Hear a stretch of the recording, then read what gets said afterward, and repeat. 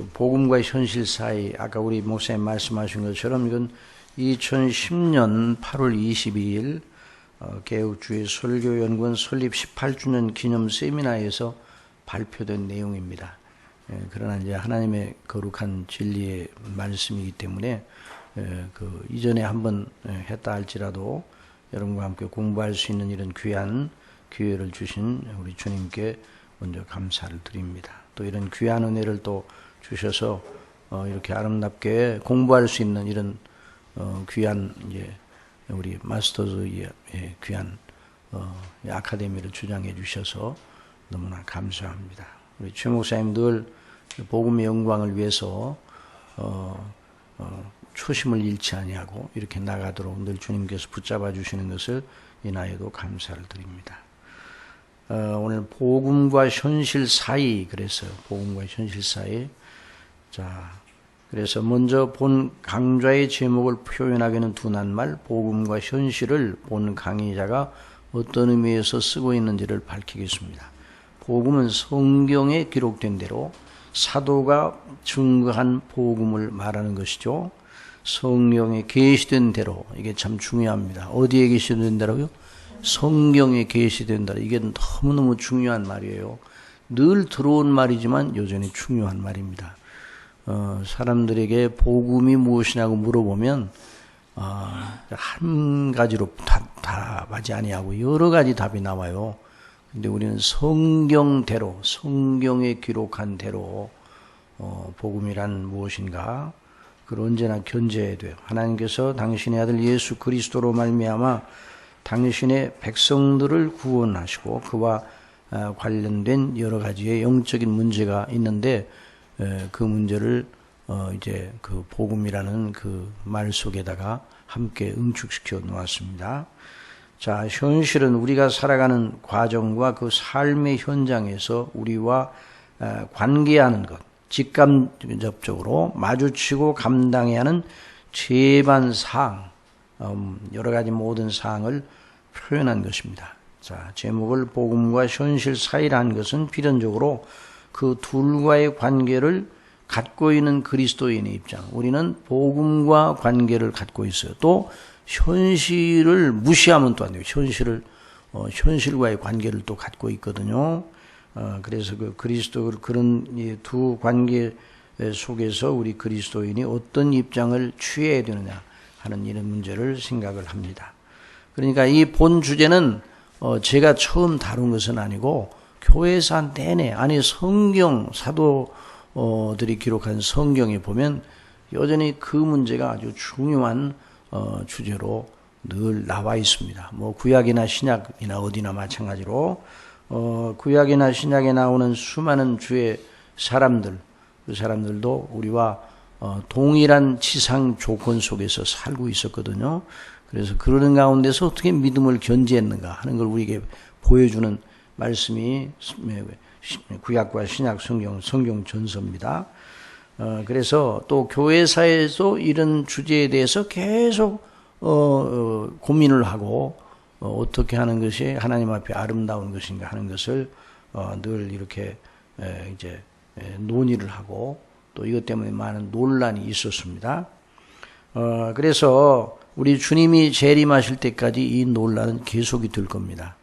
아니 어떤 의미에서 지상에 있는 그리스도인들의 삶은 그 둘에 연결된 줄들을 어떻게 관리하느냐로 집약될 수 있어. 자, 두 줄이 있어요. 우리 그리스도인과 연관된 줄이 그리스도 안에서 하나님께서 우리를 사랑하셔서 구원해 주신 그 복음의 줄기가 있어요. 그 줄기가 우리를 붙잡아 주죠. 그런데 여전히 현실의 끈이 우리 속에 또 있어요. 현실이라는 끈이 있어요. 이 끈이, 그 끈을 무시하면 안 되는 것이죠.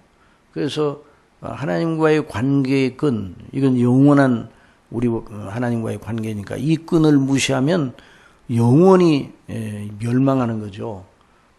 그런데 이제 우리가 영생을 얻은 우리가 바로 영생을 얻는 즉시로 하나님께서 우리를 부르셨다면 모르는데 여전히 우리가 숨쉬고 이 땅에 몸을 입고 살면서 하나님 맡겨주신 그 거룩한 일을 또 감당하며 섬기게 이렇게 하셨잖아요.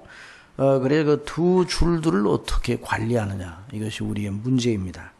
물론 여기서 그리스도인이라 할 때 우선적으로는 얼른 개인 그리스도인을 가리킵니다. 그러나 이 강조하는 그리스도인의 유기적인 모임인 그리스도의 몸된 교회, 그러니까 그리스도인, 그럼 이제 그리스도인 각각 개인 그리스도인을 생각할 수도 있고, 유기적인 모임인 교회. 우리가 믿음을 가지잖아요. 그런데 우리 믿음을 혼자만 가지고 있는 게 아니에요. 우리 믿음을 혼자 가지고 있는 게 아니라 교회라는 유기적인 그리스도의 몸의 지체로서의 믿음을 가지고 있어요. 이것을 언제나 잊지 말아야 돼요. 우리가 예수 그리스도를 믿어 하나님 앞에 영광을 돌릴 때 그냥 혼자만 나 혼자 예수님 잘 믿으면 된다 이런 생각, 또 나는 나 혼자 은혜를 받으면 된다 이런 생각에 빠져 있는 분들이 꽤 많이 있어요. 그런데 사실은 그럴 수가 없습니다. 우리가 은혜를 하나님이 우리에게 주실 때 혼자 벌판에다 떼어놓고 은혜를 주시는 게 아니에요. 반드시 교회라는 하나님이 세우신 성소를 통해서 은혜를 주십니다. 그러니까 교회가 너무너무 중요한 것이죠. 그래서 교회, 그리스도인의 유기적인 그 연합체인, 그래서 그리스도의 몸이라고 그랬잖아요. 몸이라는 건 생명을 가지고 있는 것을 전제하거든요. 죽은 몸은 시체예요. 그건 죽은 몸은 시체고, 여기서 말하는 몸은 살아있는 몸이에요. 살아있는 주님의 몸. 그러니까 우리 지체들이, 그러니까 우리 그리스도인은 그리스도 교회의 한 지체로 하나님 또 불러주셨어요. 그래서 이제 신약 성경에 보면 너희라는 말이 계속 나오잖아요. 너희가 바로 교회예요. 교회. 너희는 그래요. 너희 교회예요. 교회. 그래서 이제 몸된 교회가 두 사이에서 견지할 정체성, 지향할 목표, 실천의 문제에 무게를 두고 있다 하는 것을 먼저 밝힙니다. 개인 그리스도인의 관점의 배경에는 그리스도인 공동체로서의 교회가 있기 때문입니다. 교회가 무엇을 지향하느냐는 바로 그 지체들인 개인 그리스도인의 삶으로 바로 투영되어 나타나기 마련입니다. 참 정말 어떤 교회에 속해 있느냐가 그 사람의 개인의 신앙생활의 일생을 좌우한다 이렇게 말할 수가 있어요. 너무너무 이 문제는 중요합니다. 어떤 신학을 견지하는 교회의 지체가 내가 돼 있느냐, 이건 정말 그 사람의 신앙의 행로의 칼라를 아주 결정하는 것이죠. 요즘은 우리나라에 이제 그 칼라가 많이 없어졌어요. 다 혼재돼 가지고 어느 교파인지 구분이 안 됩니다.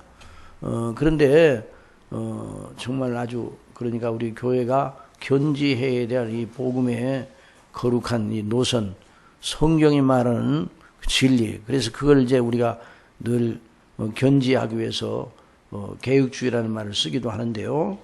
하여튼 간에 이게 교회가 그렇게 중요한 것이죠. 그래서 교회가 무엇을 지향하느냐는 바로 그 지체들인 개인 그리스도인의 삶으로 바로 투영되어 나타나게 마련입니다. 교회를 계속 옮겨다니는 사람이 있어. 그 사람을 보면 그 사람의 신앙이 기반이 굉장히 튼튼해 보인다고 스스로 생각하는데 아주 빈약하게 이를 데가 없어요.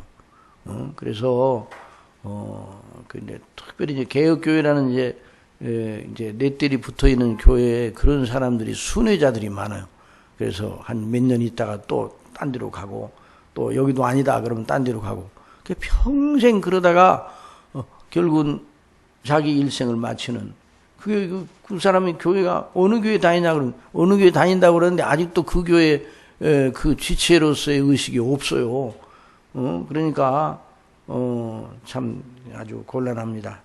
그래서 교회가 무엇을 지향하느냐, 그래서 무엇을 지향하느냐, 그 교회의 중심 가치가 뭐냐, 이게 매우 중요한 것입니다. 그런 기본적인 개념을 전제하고 해서 우리 함께 생각해 봅시다. 자, 논의의 중심. 자, 보세요. 복음과 현실, 앞에서도 언급하였듯이 이 둘은 지상에 사는 모든 우리에 대해서 불가분해적이죠. 복음과 현실 앞에 이 둘은 우리에게 불가분해적인 관계에 있어요. 복음을 떠날 수 있습니까? 없죠. 현실을 떠날 수 있습니까? 없어요. 여전히 우리는 현실 속에 있고 복음 안에도 있단 말이죠. 그래서 이 둘은 항상 우리를 향하여 나의 소리에 정당한 반응을 보이라고 당당하게 소리치고 있어요. 복음도 우리에게 요구하고 있어요. 외치고 있어요. 여전히 현실도 우리에게 외치고 있어요. 현실을 무시하고 구름 속에 우리가 살고 있는 게 아니잖아요. 현실도 계속 우리에게 요추고 있어요. 그래서 그 정당한 반응을 나타내야 돼요. 그래서 만족할 만한 반응이 아니면 그 둘은 대번에 각자 나름으로 우리로서는 정말 무서워 어쩔 줄 모르는 경고와 위협의 레드 카드를 발부합니다. 복음에 대해 부실하게 되면 아주 무서운 경고의 그 레드 카드를 발부하죠. 또 현실에 대해서 무책임하게 행동을 하게 되면 역시 현실도 무섭게 우리에게 다가갑니다. 무섭게 다가갑니다. 이 현실이 그래서 우리 그리스도인들 은혜 받았다고 해서 현실을 막 무시하고 그러면 그건 안 되게 돼 있는 거예요. 그런데 어느 정도의 균형을 잡아야 되느냐, 이런 문제를 심도 있게 우리가 다뤄야 돼요. 우리는 여기서 이제 이 문제를 함께 공부를 하는데 오늘 여기서 끝날 문제가 아니라 평생 우리가 이 문제와 씨름을 하고 있는 것이죠. 이제 오늘 처음 오신 분들을 위해서 지금 우리가 복음과 현실 사이라 하는 이런 제목을 가지고 공부를 하고 있어요. 자, 이제 처음 오신 분들에게 한번 이제 여쭤볼게요. 이제 문제를 내요. 처음 오신 분들에게 보세요. 복음과 현실, 복음의 끈과 현실의 끈 두 끈이 여러분을 묶고 있습니까? 묶고 있지 않습니까? 묶고 있지. 묶고 있어. 그 현실이라는 끈도 나를 묶고 있고 복음이라는 끈도 나를 묶고 있어요. 그러니까 그 끈을 둘 다 풀어버리고 싶다. 그러면 안 돼요. 복음의 끈을 풀어버리면 지옥행. 그리고 현실의 끈을 풀어버리면 구름 속에서 살라고 그러는가? 이슬 먹고 살라고 그래? 그리고 전혀 엉뚱한 사람이 되는 거예요, 그 사람은. 그러니까 결국은 그리스도의 복음의 영광을 가리는 일이 되는 거예요. 그러니까 이게 참 이 문제가 아주 굉장히 이제 아주 쉽지 않은 문제입니다. 자, 거기 이제 이면 보세요. 이면 거기 보면 레드 카드라는 말 거기 이제 레드 카드. 이제 다섯 번째 그 본문의 여섯 번째 줄에 다섯 번째 레드 카드를 봐. 다시 말하면 우리가 그들 어느 쪽에도 소홀히 하면 대번에 그 편으로부터 보복의 통고를 받게 됩니다. 이거 무서워요. 복음을 배반하면요, 복음은 무서운 복수의 칼을 하나님이 벼르고 벼른 복수의 칼을 들이대요. 그러니까 얼마나 무서워요. 복음을 배반하게 되면 그리고 그 보복의 공연한 그 통고는 공연한 위협이 아니에요. 공연한 위협이 아니에요. 우리 세금 날 때 세금 고지서가 오면 공연한 위협입니까? 언제까지 내세요 그러잖아요. 언제까지 내세요. 안 내면 벌금이 그 속에 따라 붙습니다. 언제까지 몇 프로 언제까지. 그래서 나중에 나 안 낼 거야 그러면 어떡하면 가만히 안 있어요. 그 문서가 작은 문서지만 거기에 무서운 보복의 통고가 네드카가 들어있어요. 그러니까 정말 무서워요. 그 보복. 그러니까 이 두 요구를 무서워하는 사람이 지혜로운 사람입니다. 그런데 이제 그리스도 밖에 있는 사람은 무슨 요구만 듣는 사람이에요?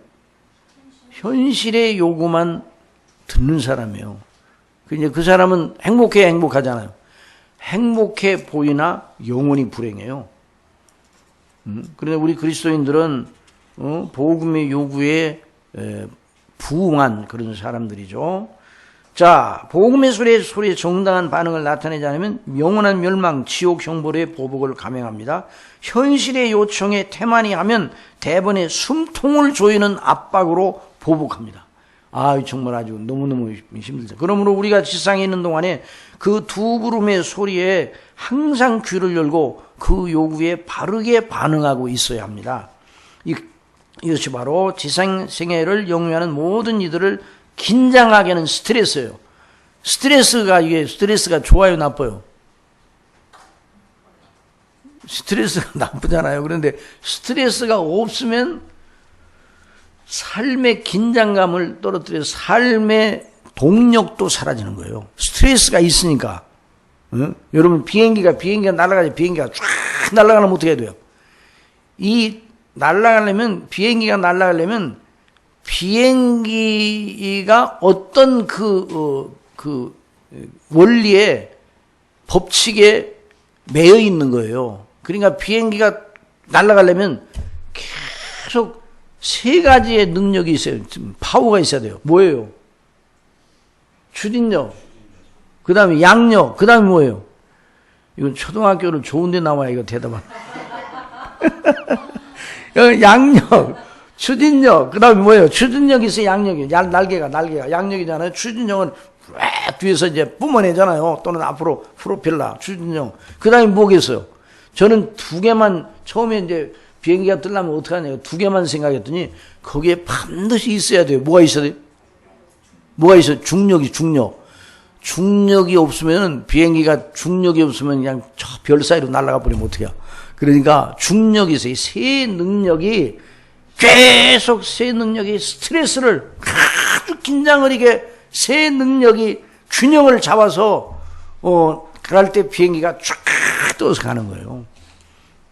그러니까 스트레스만 내 그러는 건 이제 과부하가 걸렸다는 말이에요. 과부하. 그러나 스트레스가 없으면 우리 삶이 불가능한 거예요. 스트레스가 있어야 돼요. 복음의 스트레스, 현실의 스트레스. 그래서 이래 스트레스를 아주 그래서 압박을 이 스트레스를 풀 곳은 지상의 어느 곳에도 없습니다. 이 어느 리조트에 가면 그 스트레스에서 해방될까요? 사실 그런 리조트를 구상하려고 하고 그런 곳에서 한동안 있으면 홀가분한 느낌을 받기는 하나. 그러니까 좀 복잡한 문제가 있으면 어떻게 해요? 리조트로 가서 쉬었다 오세요. 뭐 쉼도 필요해요. 근데 그 쉼이 스트레스를 푸는 것처럼 보이지만 현실적 또는 여러 압박을 이겨내는 힘을 비축하기 위한 휴양이지 스트레스를 아주 벗어난 스트레스 없는 자유지역으로 간 건 아니에요. 그걸 알아야 돼요. 그래서 기분이 문제이지 실질적인 현상은 아닙니다. 어떤 이는 교회 나오면 삶의 현장에서 오는 압박감을 해소할 것이라고 기대하고 나오지만 교회에 오면 또 다른 더 큰 스트레스를 주는 복음적 요청이 있어. 그러니까 최 목사님이 이제 서서 설교하면 기분이 좋아요, 나빠요, 여러분들? 항상 기분이 좋습니까? 여러분 말씀 들으면 기분이 오늘 진짜 기분 아주 좋다. 이렇게 합니까? 그냥 그 말씀 날 때 그냥 부담이야, 부담. 어떤 때는 그냥 그 말씀대로 안 하면 그 부담. 그러니까 설교자들은 서서 사람들에게 늘 사람들이 듣기 좋아하는 소리만 하면 어떻게 되겠어요? 그 교회는 다 함께 지옥행으로 가는 열차를 탄 거예요. 그러면 큰일 나는 거예요. 그럼 스트레스 안 받고 그냥 니나노 하면서 아주 그냥 그 열차를 타고 그냥 기분 좋게 가요. 그러다가 이제 지옥에 떨어져. 그러면 그건 뭐 아무것도 아니죠. 그러니까 이 스트레스, 이게 복음도 스트레스를 우리에게 주는 거예요. 복음인데 왜 스트레스? 기쁜 소식인데. 그러나 복음에는 원리가 있고 그 나름대로의 아주 엄중한 아주 요청이 있습니다. 어떤 목사는 자기 교회에 새로 부임하게 된 부목사에게 한 가지 부탁을 하였다고 합니다. 우리 교회에서는 절대로 주의라는 말을 해서는 안 된다. 왜냐하면 사회에서 스트레스 받다가 온 교인들에게 주의라는 말을 해서 스트레스를 더 주면 누가 교회에 오겠는가? 그러니까 일리가 있어요. 그렇지만 진리는 어디에 서청한 목사님 그 말 아주 잘해요. 일리는 있지만 진리는 아니다 그랬는데 일리는 있어요. 그런데 진리는 아니에요. 그렇죠? 그 목사는 환자가 병원을 찾아 의사에게 오거든 의사는 결코 병에 대해서 말하지 말게 하라고 요청하는 것과 같아요. 교회가 사람들을 엄연하게 긴장하게 하는 둘의 요청에서 사람을 해방시켜 안식하게 하는 곳이라고 여기는 것은 정말 넌센스예요. 그러니까 기복신앙은요, 기복신앙을 막 강조하는 건요, 현실의 스트레스를 풀어주겠다는 거예요. 우리 교회 와요. 그럼 함께 울어줄게요. 그런 교회, 함께 울어줄게요라고 표가 있는 거예요. 함께 울어주면 좀 낫죠? 우는 자와 함께 울고, 뭐 그런 말씀이 있으니까 이제 그렇게 했는지 모르지만, 그 대목의 앞뒤 대목을 보면 그런 문제가 아니에요. 현실 문제를 풀어주겠다고, 그렇게 교회가 현실 문제를 해결하는 해결소 역할을 하게 되면, 교회는 복음의 소리에 귀를 닫게 되는 거예요. 그러면 교회를 세우신 하나님의 그 거룩한 의도는 전혀 생각지 못하는 거예요. 그러니까 교회에 오는 사람들을, 이 기복신앙은 다 하나님이 다 잘해주죠. 걱정하지 말라고 그러잖아요. 걱정하지 말라. 염려거리가 있더라도 염려하지 말아요. 그래서 예수님께서 마음에 근심하지 말라, 그 말은 큰 하나님의 복음적인 의미에서의 소망을 가지고 내가 너의 믿음을 견지하여 그 영원한 생명의 도를 지키도록 하겠다는 그런 약속이지, 현실에서 오는 우리가 감당해야 되는 여러 가지 책임이나 이런 문제에서 완전히 너를 해방시키겠다, 그런 말씀은 아니에요. 근데 오늘날 이런 식으로 메시지를 해서 많은 사람들에게 아주 굉장히 아주 기쁨을 주는 그런 교회도 없지 않아 있어요. 이 주님 안에 안식한다는 것을 잘 바르게 알아야 됩니다. 예수님께서 수고하고 무거운 짐진 자들아 다 내게로 오라, 내가 너희를 쉬게 하리라 하신 것이 복음과 현실이 우리에게 요구하는 스트레스에서 우리를 해방시킨다는 약속으로 이해하는 건 정말 고장난 컴퓨터의 명령 수행과 같아요. 고장난 컴퓨터는 명령을 주면 엉뚱한 명령을 수행하잖아요. 내가 원하는 건 안 하고 엉뚱하게 한단 말이죠. 그러니 우리가 그 둘의 부름에 반응하느냐 하지 않느냐는 문제는 논의의 주제가 될 수가 없어요. 반응을 반드시 해야 돼요. 그 두 부름이 각자 우리에게 요청할 권리도 있고, 또한 그 요청하는 사항도 그 나름의 정당성도 있습니다. 그러니 그 두 부름 중 어느 하나에도 우리가 반응해야 하느냐 아니냐는 문제는 문제가 될 수가 없어요. 반응을 반드시 해야 돼요. 오늘 아침 우리가 새 날을 맞았는데 여전히 우리는 두 요구에 반응을 해야 돼요. 그래서 오늘 여기 나온 건 두 요구에 반응하는 지혜로운 자로, 하나님께서 주신 은혜에서 지혜로운 자로 서기 위해 오늘 나와서 공부를 하는 거예요. 이런 공부가 그래서 너무너무 중요한 것이죠. 그래서 문제는 어떻게 두 부름 사이에서 처신하느냐, 이게 문제죠. 교회사는 항상 이 과제를 우리에게 던지고 있습니다. 교회가 두 사이에서 자기 정체성을 발견하고 그 정체성을 구현하기 위한 실행 단계에서 어떻게 해야 하느냐의 문제가 논의의 중심이 되는 것이죠. 어떻게 해야 하느냐. 복음과 현실의 영역과 관계성, 복음과 현실은 별개적인 것인가? 본 강해자의 생각에 이 질문에 대해 예라고도 대답도 되고 아니라고도 대답도 할 수가 있어요. 이게 무슨 말인가? 이 말이 언뜻 보기에 서로 모순될 것 같으나 그 내용과 논리를 살펴보면 그렇지 않음을 알게 될 것입니다. 먼저 예라고 대답해야 할 이유를 설명해 봅니다. 복음과 현실은 별개적인 범주와 영역을 가지고 있음에 분명해요. 그러니까 별개적인 것이에요. 복음과 현실은 별개적이다. 예라고 대답해야 되는 건 복음과 현실은 범주와 영역이 별개적이에요. 그런 의미에서 복음은 사람과 하나님의 본질적인 영원한 관계에 집중하고 있어요. 한 번 사람이면 영원한 사람이에요. 여러분 사람 하다가 도저히 다 너무 힘들어서 하나님 사표 내겠습니다. 그러면 사표 받아주셔요? 안 받아주셔요. 그런 사표는 없어요. 그러니까 한 번 사람이면 영원한 사람이잖아요. 이게 무서운 진리요, 무서운 진리요. 영원히 그 사람이에요. 또 가다가 이제 계명을 하잖아요. 계명을 이름 바꾸잖아요. 그러니까 그 사람이 아닌 사람이 됩니까? 아니에요. 그 사람이에요. 그냥 이름 그냥 이름표만 바꿨다 그냥 다른 걸로 단 거지 바로 그 사람이에요. 그러니까 우리가 이걸 생각할 때, 사람으로 우리가 태어났다는 게 복이 있어요, 복이 없어요? 복이 있죠. 그런데 복이 없을 수가 있어. 그리스도 안에서 구원을 받았으니까 복이 있지. 그리스도를 모르고 영원한 지옥에 가는 사람 복이 있어요, 없어요? 지옥에는 무슨 소망이 없어요, 지옥에 가면요.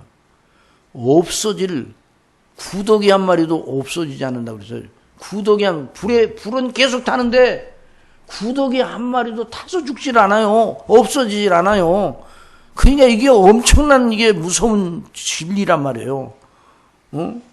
그러니까 이 지옥에는 존재 안 할, 아주 그냥 존재 안 하기로 그렇게 하는 거 없어요. 근데 이제 복음주의자들 가운데는 그래서 영혼 멸절설을 주장하는 사람도 있어요.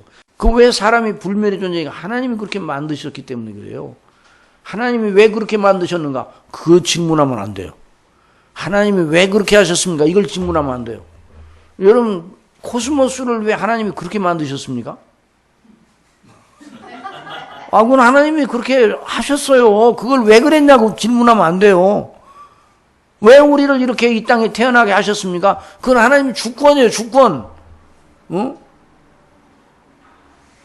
그러니까 하나님이 주권적으로 하나님의 창조 질서 속에 부여한 것을 하나님 왜 그렇게 하셔야만 됐습니까? 라고 따지면서 하나님을 갖다가 논박하려고 하면 정말 그 어리석기 짝이 없는 사람. 제가 언제 말씀드리는가? 제가 이제 신학교에서 학생들을 가르칠 때 하나님의 주권에 대해서 가르쳤어요. 주권이다. 우리가 예수님 믿는 것도 하나님의 주권적인 선택에 의해서 예수님 믿는 거다. 그랬더니 여학생이 번쩍 손을 들더라고요. 그 갈빈학교. 왜 그러냐고 그랬더니 아니 그럼 모든 게 다 하나님의 맘대로네요. 그래서 그럼 하나님의 맘대로지. 그럼 불만이야? 불만이면 학생들 학점 못 줘. 불만이요? 하나님의 맘대로지. 모든 걸 그 마음이 원하는 대로 역사하시는 자라고 그랬다. 하나님 맘대로예요. 아시겠어요? 그런데 이제 우리 맘대로 하면 다 틀리지만 하나님 맘대로 하면 틀릴 수가 없어요. 왜냐하면 하나님은 완전하신 분이기 때문에. 그러니까 여러분 가운데도 하나님 맘대로 하는 게 불만이다 그러면요, 특별 클리닉을 받아야 돼. 최 목사님 통해서. 예? 하나님 마음대로라는 말이 정말 영화로운 그 진리예요. 그러니까 하나님께서 우리 사람을 만드시되 영원한 존재, 불멸하는 존재로 만드셨어요. 하나님과의 관계 속에서. 그러니 복음은 정말 인간과 관련된 다른 모든 것과는 달리 독특하고 고유한 영역과 범주를 가지고 있어요. 복음은 하나님께서 자기 백성들의 구원 또는 영생을 위해서 당신의 아들을 보내셔 이루신 놀라운 행사와 그 효력에 대한 선포, 그 선포를 듣고 믿는 사람들에게 그 행사의 효력이 전적인 은혜로 주어진다는 것이 복음의 내용이요. 그러니까 하나님께서 이렇게 창세전에 우리를 사랑하시고 그리스도 안에서 우리를 구원하시 영생을 주셨다. 그러면 이걸 생각하고 날마다 기뻐하는 거 아니에요? 자다가 일어나서 화장실 갈 때도 이거 생각하고 일단 기뻐하고 하나님 감사합니다. 저에게 영생을 주시다니 이렇게 하고서 자야 돼요. 주무실 때도. 그래야 돼, 안 그래야 돼요? 그렇습니까? 안 그렇습니까? 너무 감사한 일 아니에요. 영생을 받았다니. 우리가 영생을 누렸다니. 죄밖에 없는 우리가 의롭다 하심을 받고, 이거 놀라운 일이에요. 하나님의 자녀가 되고. 그러니까, 놀라운 행사예요, 놀라운. 그래서, 그러므로 복음은 인간과 관련된 그 어떤 관계나 사항들을 엄격하게 구별되는 영역과 범주를 가지고 있어요. 그러니까, 주님과 나와의 관계는 모든 관계를 초월하는 관계예요. 다른 관계가 다 끊어지더라도 주님과 나와의 관계가 끊어지지 않으면 그 사람이 영생 얻은 사람 아니에요? 우리 교회에서 지금 이제 영생은 무엇인가라는 그 이제 제목을 가지고 이제 설교를 합니다. 근데 제가 처음 시작할 때는 요한복음 17장 3절을 이제 기초본문으로 하고 처음 시작할 때는 한 대여섯 번 정도 할까 이런 생각을 했어요. 근데 이제 다음 주에는 78회입니다. 78회. 영생이 우리 주님이 우리에게 주신 영생의 내용을 성경에 가득 넘치게 해주셨어요. 하나님의 놀라운 은혜로 이제 내년 제가 2월 말에 이제 우리 교회 이제 담임 목사직에서 은퇴를 하는데 그때까지 그 시리즈가 계속 될 거라고 생각해요. 아니 성경을 열면 영생의 내용이 나와 있잖아요. 그 다음 주에는 이제 영생은 무엇인가? 그리스도의 통일된 나라의 영원한 백성이 되는 거예요. 여러분 그리스도의 통일된 나라의 영원한 백성이 되는 거 여러분 마음이 울렁거리지 않아요? 울렁거려야 돼요. 놀라운 일이 아니 놀라운. 그래서 그리스도 안에서 하늘에 있는 것이나 땅에 있는 모든 것이 다 그리스도 안에 통일되게 하려 하심이라. 이게 에베소서에 나오잖아요. 우리를 그리스도의 피로써 구속하시고, 그래 우리가 그 백성이 되는 거예요. 자녀가 되고. 그러니까 이게 얼마나 놀라운 일이에요. 이게 독특하죠. 복음과 우리의 관계는. 그러니까 독특한 관계예요. 그러니까 별개적인 다른 어떤 관계. 그리고 우리 예수님께서 내 부모나 내 어미나 내 아버지보다 더 사랑하면 안 된다고 그래요. 우리가. 주님, 나보다 더 사랑하는 대상이 있으면 안 된다는 거 아니에요? 그 우리 예수님 말씀하셨죠? 이게 독특해요. 하나님과 우리의 관계는 독특해요. 다른 모든 관계가 다 끊어질지라도 그 관계는 영원한 것이죠. 그러니까 그런 의미에서 독특하고 아주 특별하다 이 말이죠. 그러니까 엄격하게 구별된 범주를 가지고 있어요. 그런 의미에서 복음과 현실은 별개냐라고 질문을 던지면 예라고 답할 수가 있어요. 그러면서 그 질문에 대하여 아니다라고 답할 수 있는 부분도 또 있다 이 말이죠. 복음과 현실이 완전하게 동떨어진 별개인가? 앞에서 지적한 대로 둘 다 독특한 영역과 범주가 있기는 하나 어떤 국면에서는 완전하게 동떨어지는 것이 아님에 분명해요. 왜냐하면 복음과 현실 모두 다 한 하나님의 여정과 창조와 통치와 섭리의 큰 범주와 영역 속에 함께 들어있기 때문입니다. 자, 이해가 됩니까? 자, 우리의 현실도 누구 아래 있어요? 하나님 아래 있어요. 하나님의 통치의 영역 안에 있어요. 복음은 뭐 말할 것 없고 우리의 현실, 우리가 지금 몸담고 이렇게 살고 있잖아요. 우리 몸담고 있는 교회를 섬기고 또 우리 각자 가정이 있고 여러 뭐 사회적인 조건 속에 각자의 현실이 있잖아요. 이런 것도 다 하나님의 통치 속에 들어있는. 저 들에 피는 들국화. 이름 없는, 이름 없이 피었다지는 들국화. 그 들국화도 누가 입히신다고 그랬어요? 하나님이 입히신다고. 또 들에 피는 백합화가 어떻게 자라는가 생각하여 보라. 예수님 말씀하셨잖아요. 근데 너희 천부께서 기르시나니. 어떻게 기르시는가? 얼마나 존중하게 기르시는지 솔로몬의 모든 영광으로도 입은 것으로도 그 꽃 하나만 갖지 못하다고 그랬어요. 솔로몬의 그 입은 영광이 얼마나 놀랍습니까? 솔로몬의 옷은 그 옷감이 뭐였겠어요? 최고의 옷감 아니에요? 최고의 옷감? 솔로몬이 왜냐하면 은을 돌같이 했다고 그랬으니까 그 당시. 그러니까 그런데 그 입은 것도 이 꽃 하나만 갖지 못하였다고 말씀하셨어요. 그러니까 참 얼마나 우리가 이 현실 속에서 하나님과의 관계 속에 현실이 있단 말이죠. 복음에 관해서는 말할 것도 없고 우리의 현실도 하나님의 통치의 경륜 속에 있습니다. 바로 거기에 현실이 우리에게 하는 요구의 정당성을 갖게 되는 것입니다. 그 정당성 때문에 우리가 그 현실의 요구에 대해 소홀히 할 때 우리에 대해 보복을 가하는 것 또한 정당성을 가지고 있어요. 아, 현실이 보복합니다. 우리에게.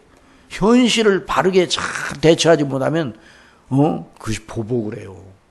하나님께서 그런 원리를 심어 놓으셨어요. 그러니까 이 사회가 유지가 되는 거예요. 사회가.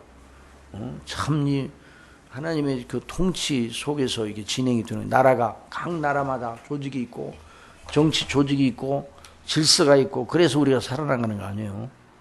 자, 그래서 예. 만일 복음은 하나님께 속하고 현실은 세상에 속하는 것이라고 하면 정말 복음과 현실을 이원론적으로 보아야 돼요. 자, 이제 세상을 사랑하지 말라 이런 말씀이 나오죠. 그건 여기서 말하는 현실을 말하는 건 아니에요. 복음과 현실 사이 믿음이 깊은 사람일수록 사이에서 믿음이 깊은 사람일수록 현실을 소홀히 여기는 것을 자랑스럽게 여겨야 될 것입니다. 만약 이원론적으로 본다면 그렇습니까? 아니에요. 그거 아니에요. 교회를 여러분 교회를 정말 교회를 아주 잘 섬기는 사람은 가정을 약간 소홀히 해도 관계는 없기는 없죠. 그러면 안 되는 거예요. 근데 이단들이 이제 그래 이단들이 가정을 파괴를 하고, 가정을 파괴하는 것 자체가 그 열매로 나무로 한다고 그랬잖아요. 어떻게 오히려 가정을 반듯하게 세워나가고 하나님이 기뻐하시는 대로 세워나가는 거죠. 그 가정, 이 복음이 사람을 하나님께서 구원하실 때 그 사람을 구원하시면 그가 몸담고 있는 가정도 어렵고 복잡한 가정도 이렇게 정돈이 되나가잖아요. 여러 가지 은혜를 주시잖아요. 그러니까 복음을 치중하다 보니 현실이 부실해졌다는 것이 항상 옳은 구실로만 통하지 않는다는 걸 알아야 돼요. 그 가장 근본적인 이유는 복음과 현실을 이원론적으로 보지 못하게 되어 있습니다. 복음과 현실 모두 다 하나님의 통치 아래 있습니다. 그러니 복음과 현실이 항상 서로 대결 구도 속에 있다고 여기는 건 발상 자체가 잘못된 것이에요. 현실이라는 어떤 자체가 복음을 대적한다 이렇게 하면 안 돼요. 그러면 복음을 믿고 구원을 주시는 즉시 우리는 그 현실에 와서 완전하게 절연하고 도피하는 것이 복음적 요구에 가장 합당하게 반응하는 것이 될 것입니다. 만약에 현실 자체가 복음을 대적하는 것이다 그러면 현실을 끊어버려야 되지. 물론 이게 나쁜 죄악적인 현실이 있어요. 그건 끊어야 되죠. 그러나 여기서 말하는 현실은 삶의 조건에 대한 여러 가지 자기가 몸담고 있는 현실의 책임에 대한 문제를 지금 말하고 있는 거예요. 사실 교회 소속에서 그런 이들이 없지 않아 있었습니다. 그런 관점을 공유한 이들은 수도운동에서 수도생활하며 그들끼리 공동체를 이루어 은둔하고 사회로부터 절연되어 있었고 그걸 가장 복음적인 실천으로 스스로 자랑하였던 자들이 있어서 이제 은둔주의자들 근데 이제 교회답지 못하니까 이제 중세 수도운동이 이제 거기서 많이 있었잖아요. 그래서 복음이 수도원을 통해서 피신처를 이렇게 이제 복음이 그런 보호를 그런 식으로 했던 때도 없지 않아 있었지만 이건 정주적인 것은 아니에요. 물론 그런 수도원 운동에 관여한 이들이 그 행동의 원인이 그것만이 아니었고 당시의 교회와 사회 현실의 여러 부조리들에 대한 환멸도 함께 작용하였음을 우리는 알고 있습니다. 그러더라도 그들이 현실에서 완전하게 절연된 것이 아니었습니다. 그들은 은둔 공동체 생활 속에 자연히 현실이 죽은 것이 아니라 여전히 살아서 소리쳐서 그들에게 그의 응당한 반응을 요구하기 마련이었습니다. 그러니 복음과 현실 자체를 항상 대결 구도로 보는 것은 합당치 못한 것입니다. 복음과 현실은 하나님의 통치 속에서 나름의 모종의 관계를 유지하고 있습니다. 복음이 와서 부르는 대상은 현실 속에 있는 사람이에요. 자, 우리가 예수님을 믿는데 우리가 교회에 나와서 하나님의 교회를 섬기는데 우리는 여전히 우리의 현실이 있잖아요. 우리 현실 속에 있는 사람이에요. 현실을 떠나 있는 사람이 아니란 말이죠. 그래서 그 사람이 없다면 복음을 허공에다 대고 소리치는 격이 되는 것입니다. 그래서 그 사람이 현실 속에 있는 건 우연의 소치가 아닙니다. 하나님의 지혜의 소산입니다. 그러므로 복음의 요청에 순응한 사람이 자기가 처해 있는 현실을 무조건적으로 부인하고 도피하려는 자세는 그 자리에 자기를 두신 하나님을 부인하는 것이 되는 겁니다. 사도 바울은 이와 관련해 매우 시사적인 교훈을 고린도 교회에 전했습니다. 오직 주께서 각 사람에게 나눠주신 대로 하나님이 각 사람을 부르신 그대로 행하라. 나눠주신 대로라는 은사에 대한 문제이기도 하지만 그 사람의 삶의 현실의 조건이에요. 내가 모든 교회에서 이와 같이 명하노라. 각 사람이 부르심을 받은 그 부르심 그대로 지내라. 그러니까 그 현실 속에 있는 종으로 부르심을 받았으면 어떻게 해야 돼요? 노예 상태에 있는데 부르심을 받아서 노예를 벗어나야 돼요? 안 벗어나야 돼요? 반드시 벗어나야 되는가? 사도 바울은 그렇게 가르치지 않았어요. 있는 그대로 부르심을 받은 그대로 있으면서 복음을 믿는 믿음을 가지고 너는 상전에게 하늘에 계신 하나님을 경외함으로 복종하라 이런 말씀을 해서 상전은 너희 밑에 있는 이 종들에게 하늘에도 너희 상전이 있음을 알고 복음적인 사랑과 인자로 그들을 늘 불쌍히 여기고 돌보라 이런 명령을 내리신 거죠. 그러니까 내가 종으로 있을 때 부르심을 받아 염려하지 말라. 그러나 자유할 수 있거든 차라리 자유하라. 물론 자유하라. 차라리 사용하라. 주 안에서 부르심을 받은 자는 종이라도 주께 속한다요. 자유자요. 또 이와 같이 자유자로 있을 때 부르심을 받은 자는 그리스도의 종이니라. 사도 바울이 복음을 전할 때 사람들이 처한 여러 각양 다른 현실들이 있었습니다.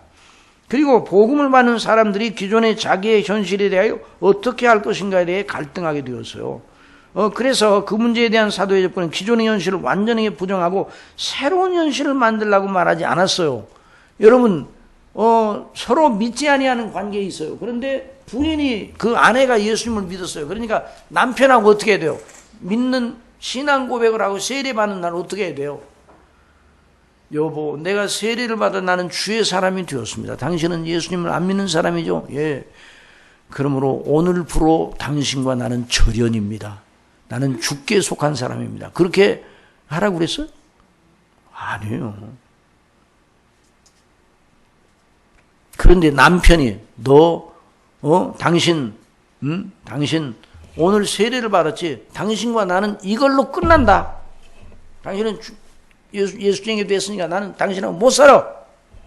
이걸로 끝난다. 그런 경우가 될 때는 좀 다르죠. 그러나 남편이 그런 문제는 그렇게까지는 얘기를 안 한다 하면은 그 남편과 나는 아무 상관도 없는 사람이다. 그래가지고 그렇게 하면 안 된다 이 말이에요. 그러니까 여전히 그래 목사님도 그러고 저도 그러고 믿지 않은 남편은 복종해야 돼요, 안 복종해야 돼요? 아내가 믿지 않은 남편을 복종해야 돼요, 안 복종해야 돼요? 예수님을 안 믿는데 복종해요? 여보, 당신 교회 나가지 마. 이것은 복종할 필요가 없어요. 그렇지만 범사에 남편을 존중하고 복종해야 돼. 그 남편은 누가 주셨어요? 하나님 주셨어요. 그래서 잘 남편을 그리스도 안에서 복종하면서 존중하고 이런 과정을 통해 권고하시는 날이 참 하나님의 은혜가 큰가 봐.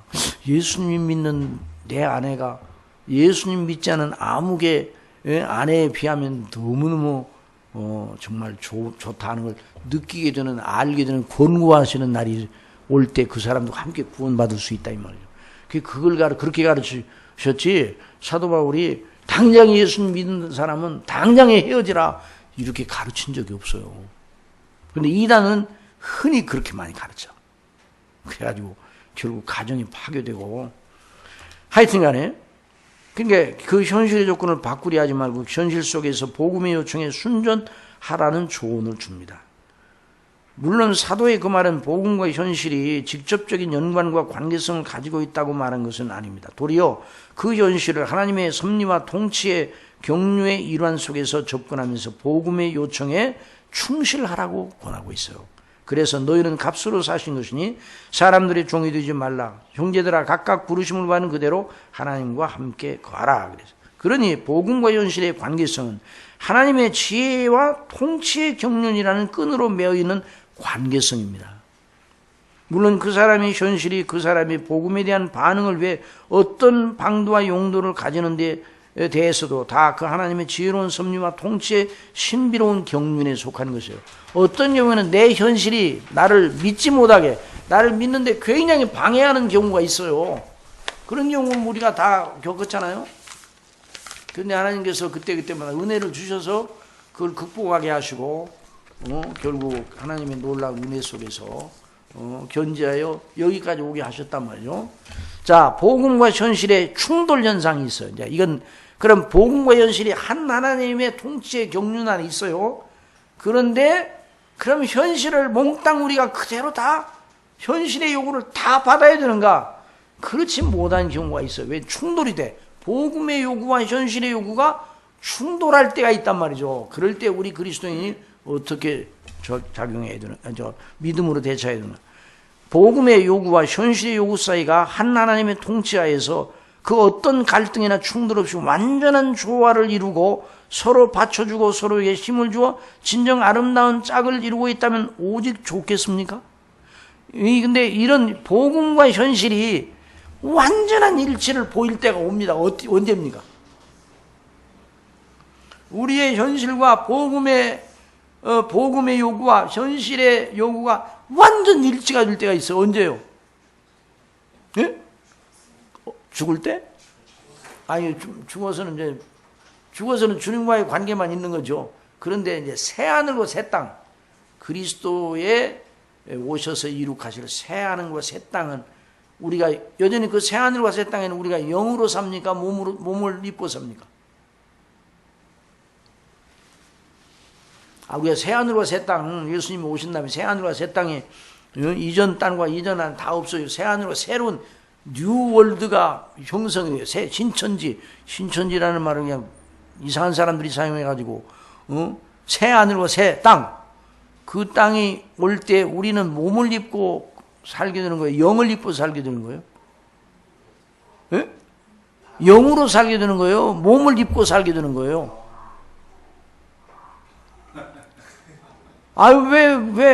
금방 이렇게 이제 다 알고 있으면서 물어보면, 그래서 학습이 필요한 거예요. 그래서 반복 학습을 해요, 반복. 이제 반복 학습. 제가 유튜브를 통해서 반복 학습의 중요성을 계속 지금 강조를 하고 있는데, 오늘날 교회가 반복 학습하는 것을요, 굉장히 부끄럽게 여겨요. 그런데 반복 학습을 해요.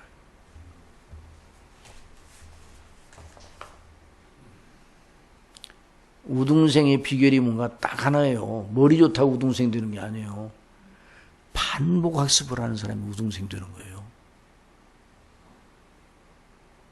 머리 좋고 나쁜 차이는 큰 차이가 아니에요. 물론 하나님께서 어떤 사람이면 뛰어난 그런 그 지혜를 주시기도 해요. 그렇긴 하지만 하나님께서 각자 이래서 그 사람이 정상적인 사람만 되면 반복이 학습의 절대적인 중요한 교육 방법이에요. 성경을 봐요. 반복의 예술서예요. 성경은. 그래야 안 그래요? 여러분 보세요. 빌립보서나 갈라디아서나 로마서나 에베소서 읽어보면 그 말이지 뭐. 그래야 안 그래요? 그렇습니까? 그렇습니까? 구약도 읽어봐요. 그 말이에요. 아이고, 그 말이네. 그러니까 믿지 아니하는 사람이 보면요, 성경은 굉장히 반복이 많은 쓸데없이 지루한 책이야. 그래서 요번 유튜브에 제가 그랬어요. 다이제스트식 성경 공부는 그건 절대로 안 된다고요. 요즘은 이렇게 두꺼운 책도 읽으라면 안 읽어요. 안 읽고 다이제스트로 요약해가지고 해놓은 거 딱 읽고 책 읽었다고 그래. 그러면 안 되는 거예요. 제가 어디서 들었는데 사람들이 책 숙제를 냈어요. 이 책을 읽으라고, 이 책을 읽으라고 그러니까 그 숙제 받은 사람들 가운데 어떤 사람이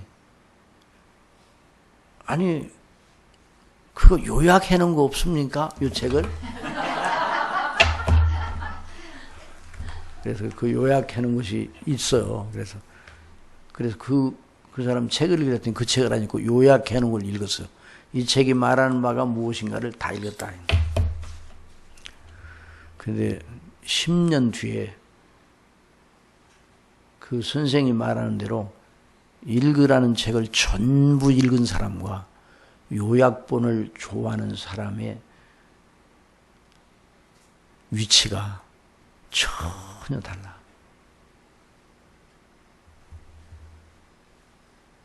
그러니까 이 책이 어떤 중요한 요점을 계속 논증하고 반복하고 또다시 반추하고 그러면서 호소하고 그러잖아요. 이 성경도 그러죠. 성경이 그거의 원조의 원조. 그냥 반복. 왜 이런 말씀?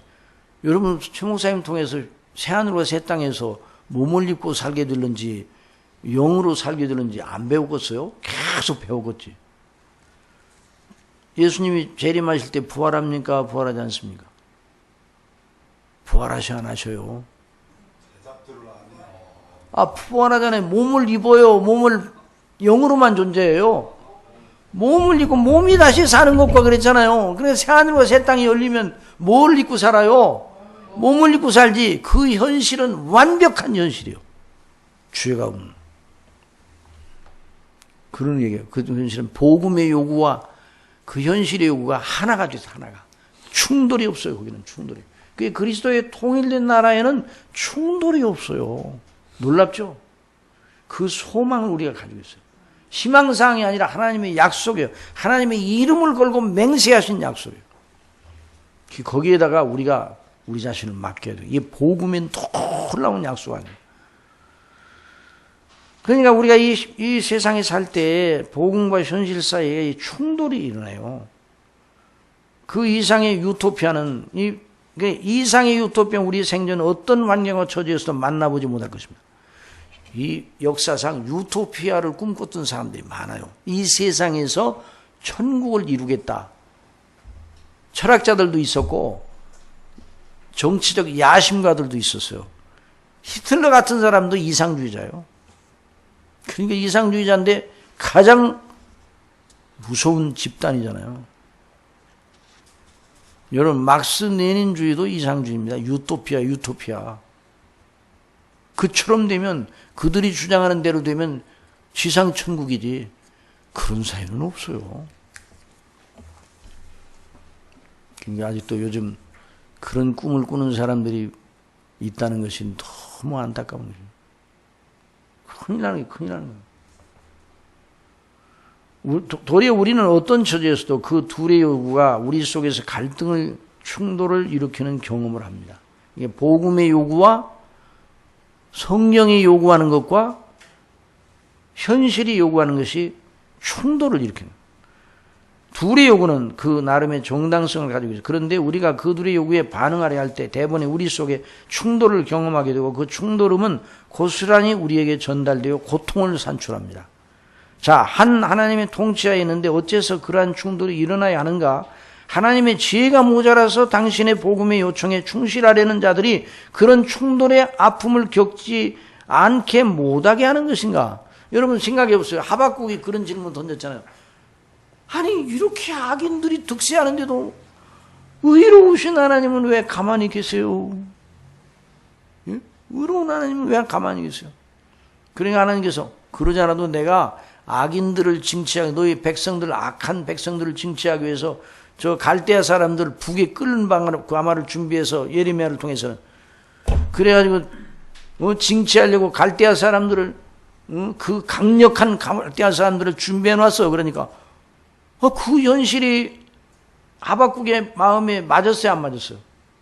안 맞았지. 또 그러니까 또 아니 어떻게 그러실 수가 있어요? 그래도 아무리 그 유다 백성들이 악하다 할지라도 이방인들보다는 덜하잖아요. 근데 이방의 악한 그 아주 짐승 같은 사람들을 통해서 어떻게 우리를 징치하신다, 이게 이해가 되질 않네요. 그럴 때 하나님께서 어떻게 대답하시는가? 모든 묵시는 정한 때가 있나니 지체되지 않고 이루리라. 의인은 믿음으로 말미암아 살리라. 그래서 그게 무슨 말씀이에요? 이해가 안 되네요.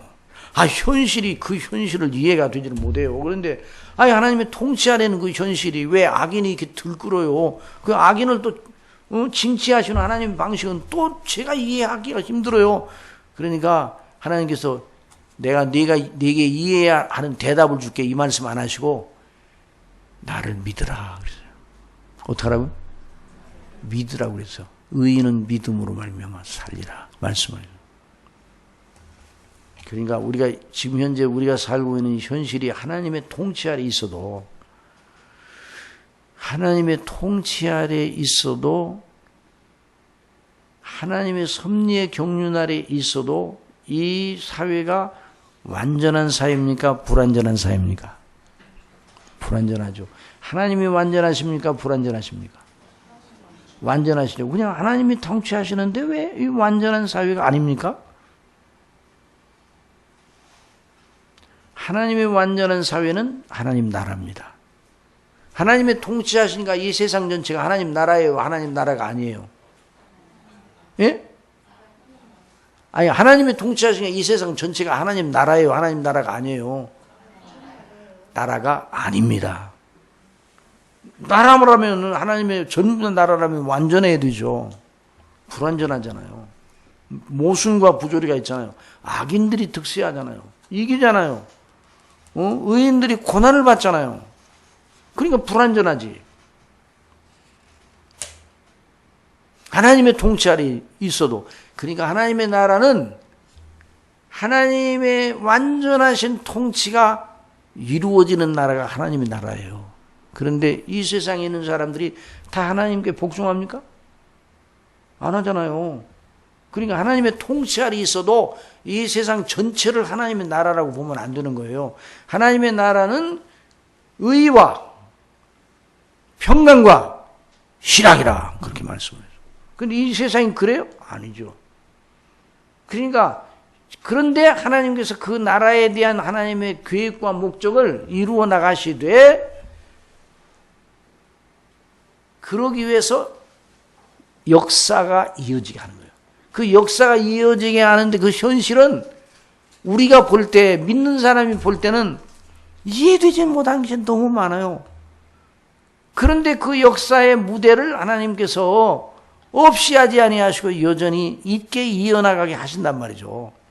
자, 여기에서 우리가 이제 이 고통이 우리에게 있는 거예요. 자, 그걸 이제 보십시다. 자, 그렇다면 그에 대한 책임을 하나님께 지셔야 하고 하나님께서 복음을 통해 요구하시는 것을 정당성 상실해 만약에 하나님이 힘이 없어서 이렇게 세상을 억압하지 못해서 이 정도다 그러면 하나님께 책임이 있는 거예요. 그러나 하나님은 힘이 없어서 그러시는 게 아니에요. 그래서 성경은 하나님의 오래 참으심으로, 그런데 하나님께서 악인들도 악한 날에 적당하게 쓰신다 그랬어요. 그러니까 하나님의 섭리의 신비와 비밀 속에 맡겨야 돼요, 그 문제는. 그러니까 세상 역사, 하나님 나라를 이룩하는데 세상의 역사가, 인간의 역사가 필요해요, 필요치 않아요? 하나님 나라를 이루어 나가시는데 필요합니까, 안 필요합니까? 필요하죠. 필요하니까 이 세상 역사가 진행이 되는 거예요. 필요하니까. 그게 필요가 없다고 그러면 세상 역사를 더 진행시킬 이유가 없죠. 그래 하나님 나라가 완성되면, 하나님 나라가 완성될 때가 오면, 예수님 오시면 다 이 판은 다 불로 녹아버리고 말아요. 새 하늘과 새 땅이 열려 의에 거하는 바, 완전한 하나님 나라가 이룩되는 거죠. 그때까지는 우리가 현실에서 오는 여러 부조리와 어려운 일을 감당하지 않으면 안 되게 되어 있단 말이에요. 하나님께 결코 어떤 경우에도 당신의 이름이 누가 되는 일을 하실 분이 아닙니다. 만일 그런 경우나 하나님의 완전하심에 손상이 가고 그래 되면 하나님 되심은 멈춰버리고 마는 거죠. 자, 우리 다 같이 읽어봅시다. 시작. 사람은 다 거듭되도 하나님은 참되시다. 기록된 바 주께서 주의 말씀에 의롭다함을 얻으시고 판단받으실 때 이 길이 하심이라 함과 같으니. 그러한 충돌의 원인은 우리가 다 주지하는 바가 하나님께 대한 불순종과 반역인 죄 때문에 생긴 거예요. 그러니까 현실 속의 죄가, 인간의 죄는 하나님의 통치하려는 모든 영역에 영향을 미쳤습니다. 그러므로 우리의 현실이 하나님의 지배와 섭리 속에 있습니다. 우리의 현실은 복음으로 계시된 하나님의 선한 목적과 뜻을 이루어 나가는 현장임에 분명합니다. 그런데 죄로 인하여 그 현실에 하나님의 섭리와 통치를 대적하는 불응하는 다른 세력이 자기 영향력을 확대시키려 한다는 것도 분명합니다. 자, 마귀가 지금 존재하잖아요. 마귀가 지금 자기 일을 힘쓰고 있잖아요. 힘쓰고 있어요. 그러니까 이 세상은 하나님 통치 아래 있잖아요. 마귀도 그 하나님의 통치 아래 있어요. 근데 마귀가 하나님의 통치 아래 있어요. 뭐 하나님의 의로운 통치에 마귀를 두시는 것도 이해가 안 되는 거예요, 우리 입장에서. 그런 하나님의 높은 지혜로 그런 상황을, 그런 조건을 예수님 오실 때까지는 이해나가게 하신단 말이죠. 그러니까 이 세상에 불합리하고 부조리한 그 현실은 영원합니까? 영원하지 않습니까? 영원하지 않아요. 다 때가 있는, 악인들이 때가 있는 거예요. 자, 그래서 하나님께서 그 현실을 당신의 지배하에 두시고 당신의 선한 통치에 의도하는 바를 위해서 필요한 도구와 방법 사용하시려는 건 너무나 지당합니다. 그러나 하나님의 섭리의 솟아진 현실 속에서 자기 영향력을 행사하고 확대하려는 죄, 우리의 죄와 관련된 여러 다른 세력이 있다는 것도 사실은. 그러니 우리의 현실은 두 세력이 자기의 영향력에 치열한 전장과 같아요. 복음의 요구와 현실의 요구. 죄가 이 현실을 아주 굉장히 많은 그 영향력을 끼치고 있단 말이죠. 자, 그러니까 우리가 이제 정돈을 해야 돼요. 현실. 자, 현실에는 무대는 있어야 돼요, 없어야 돼요? 있어야 돼요. 그런데 그것이 있어야 되고 여전히 또 한계도 있단 말이에요. 현실의 가치와 한계. 자, 우리가 이 땅에 우리가 구원을 받았잖아요. 구원을 받았어요, 안 받았어요? 구원을 받기로 우리를 하나님께서 정하셨죠. 그러니까 우리가 구원을 받으려면 어떻게 해야 돼요? 우리를 하나님이 창세전에 우리를 택하셔서 구원을 받게 하시는 반드시 우리가 어떻게 해야 돼요? 태어나야 돼. 그렇죠? 태어나려면 뭐가 있어야 돼요? 가정이 있어야, 엄마 아빠가 있고 가정이 있어야 돼. 가정이 있다는 것은 사회가 있어야 된다는 말이에요. 그 가정 하나만 있는 게 아니잖아요. 나라가 있어야 돼요. 이게 다 현실이에요. 그런데 그 현실을 하나님이 또 통치하시면서, 그런데 그 현실 속에 죄가 만연해. 이게 이제 이런 아주 복잡한 갈등의 요소가 이 현실 속에 있는데, 하나님께서는 그 현실을 당신의 지혜로 섭리하시고 통치하셔서 아버지의 선하신 뜻을 이루어 나가시는. 자, 여기에서 이제 우리가 빛을 발견하는. 자, 거기 보세요. 그 점을 감안할 때 우리 현실이 죄악으로 오염되었으니 무조건 버려고 등한히 여기도 좋다는 거 해도 안 되는 것이에요. 왜냐하면 여전히 우리 현실은 여전히 하나님께 당신의 뜻 복음을 통해 계시된 때 이루어 나가는 현장이기 때문입니다. 우리의 현실이 없는 건 마치 시곡을 올릴 무대가 없는 것이나 마찬가지. 시곡을 썼어요. 시곡을. 응? 시곡은 뭐를 생각하면서 시곡을 읽어야 돼, 우리가. 이게 셰익스피어의 시곡을 보면 무대를 연상하면서 사실은 그 시곡을 읽어야 돼요. 무대가 없이 시곡은 의미가 없잖아요. 자, 연극에 비유한다면 하나님께서 당신의 장엄하고 완전한 시곡의 작성을 창세전에 완성하여 놓으시고 창조와 섭리와 통치를 통해 그 시곡을 올린 무대를 세우셨습니다. 그것이 바로 인간의 역사의 의미요. 우리의 현실이 바로 그 역사의 의미를 실현하기 위한 구체적이고 실질적인 장소입니다. 아무리 우리의 현실이 문제가 있더라도 여전히 하나님의 섭리의 수하에 있어요. 바로 그 사실이 현실의 가치를 견지합니다. 그러니까 이런 대한민국은 없어져야 돼요? 여전히 있어야 돼요? 예? 있어야 돼요? 없어야 돼요? 왜 있어요? 우리의 필요에 의한 게 아니라 하나님의 섭리 속에 있어야 돼요. 이 점을 아무리 강조해도 지나치지 않습니다. 소위 건전한 개혁주의, 건전한 칼빈주의는 한 번도 현실의 가치를 무시하거나 경멸한 적이 없어요. 칼빈이 국가라는 현실을 인정하고 그 국가의 정부 형태가 어떠하든 간에 일단은 하나님의 섭리의 범주 내에서 이해할 것을 촉구하였습니다. 영적인 문제에 대하여 교회 정치와 국가의 정부의 정치가 각각 고유한 영향을 가지고 있기는 하나 그렇다고 그 자체로 서로 대립되는 건 아니라는 걸 분명하게 하였습니다. 아울러 국가의 현실을 위한 백성의 의무와 권리, 정부를 운영하는 통치자와 그 세력이 하나님의 심판대 앞에서 맡은 일에 대한 심판을 받을 것을 상기시켰어요. 그러니까 이 통치자, 우리가 통치자로 써 있는 거 아니에요.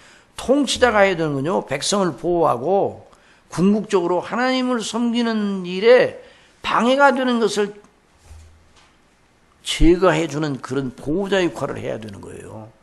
근데 국가가 정반대로 그 교회를 서지 못하게 하고 이런 국가들 진짜 나쁜 국가들이에요. 그런데 그런 국가들은 이 세상에 있어야 돼요? 없어야 돼요? 없어야 되는데 여전히 있게 하시는 거예요. 하나님의 섭리 속에. 왜 하나님께서 그런 국가를 그냥 내버려 주시는지 정말 이해를 못 하겠어요. 이렇게 말해도 안 되는 거예요. 하나님의 섭리 속에. 그러니까 하나님의 때를 기다려요. 때를.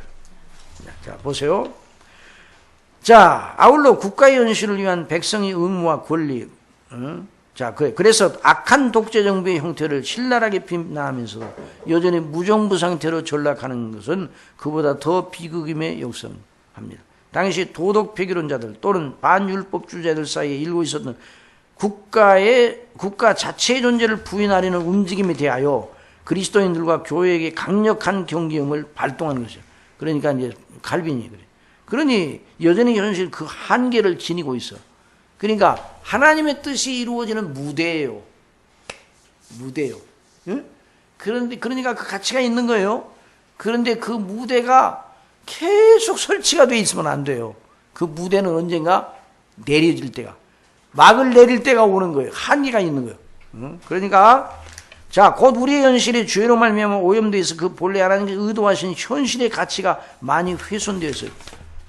그러니 우리 눈에 보기에 현실의 정당한 요구가 현실이 우리에게 정당하게 요구한다 할지라도 그 요구에 순응할 자의 여부는 우리 편에서 분별하고 선택해야 하는 일이 벌어지게 되는 거예요. 그러니까 현실이 요구하는 것이 죄다. 그러면 어떻게 해야 돼요? 안 해야 되는 거예요. 여기에 이제 우리 그리스도인의 이제 입지가 거기에 서는 거예요. 하나님의 복음의 요구와 현실의 요구가 충돌이 생겨요.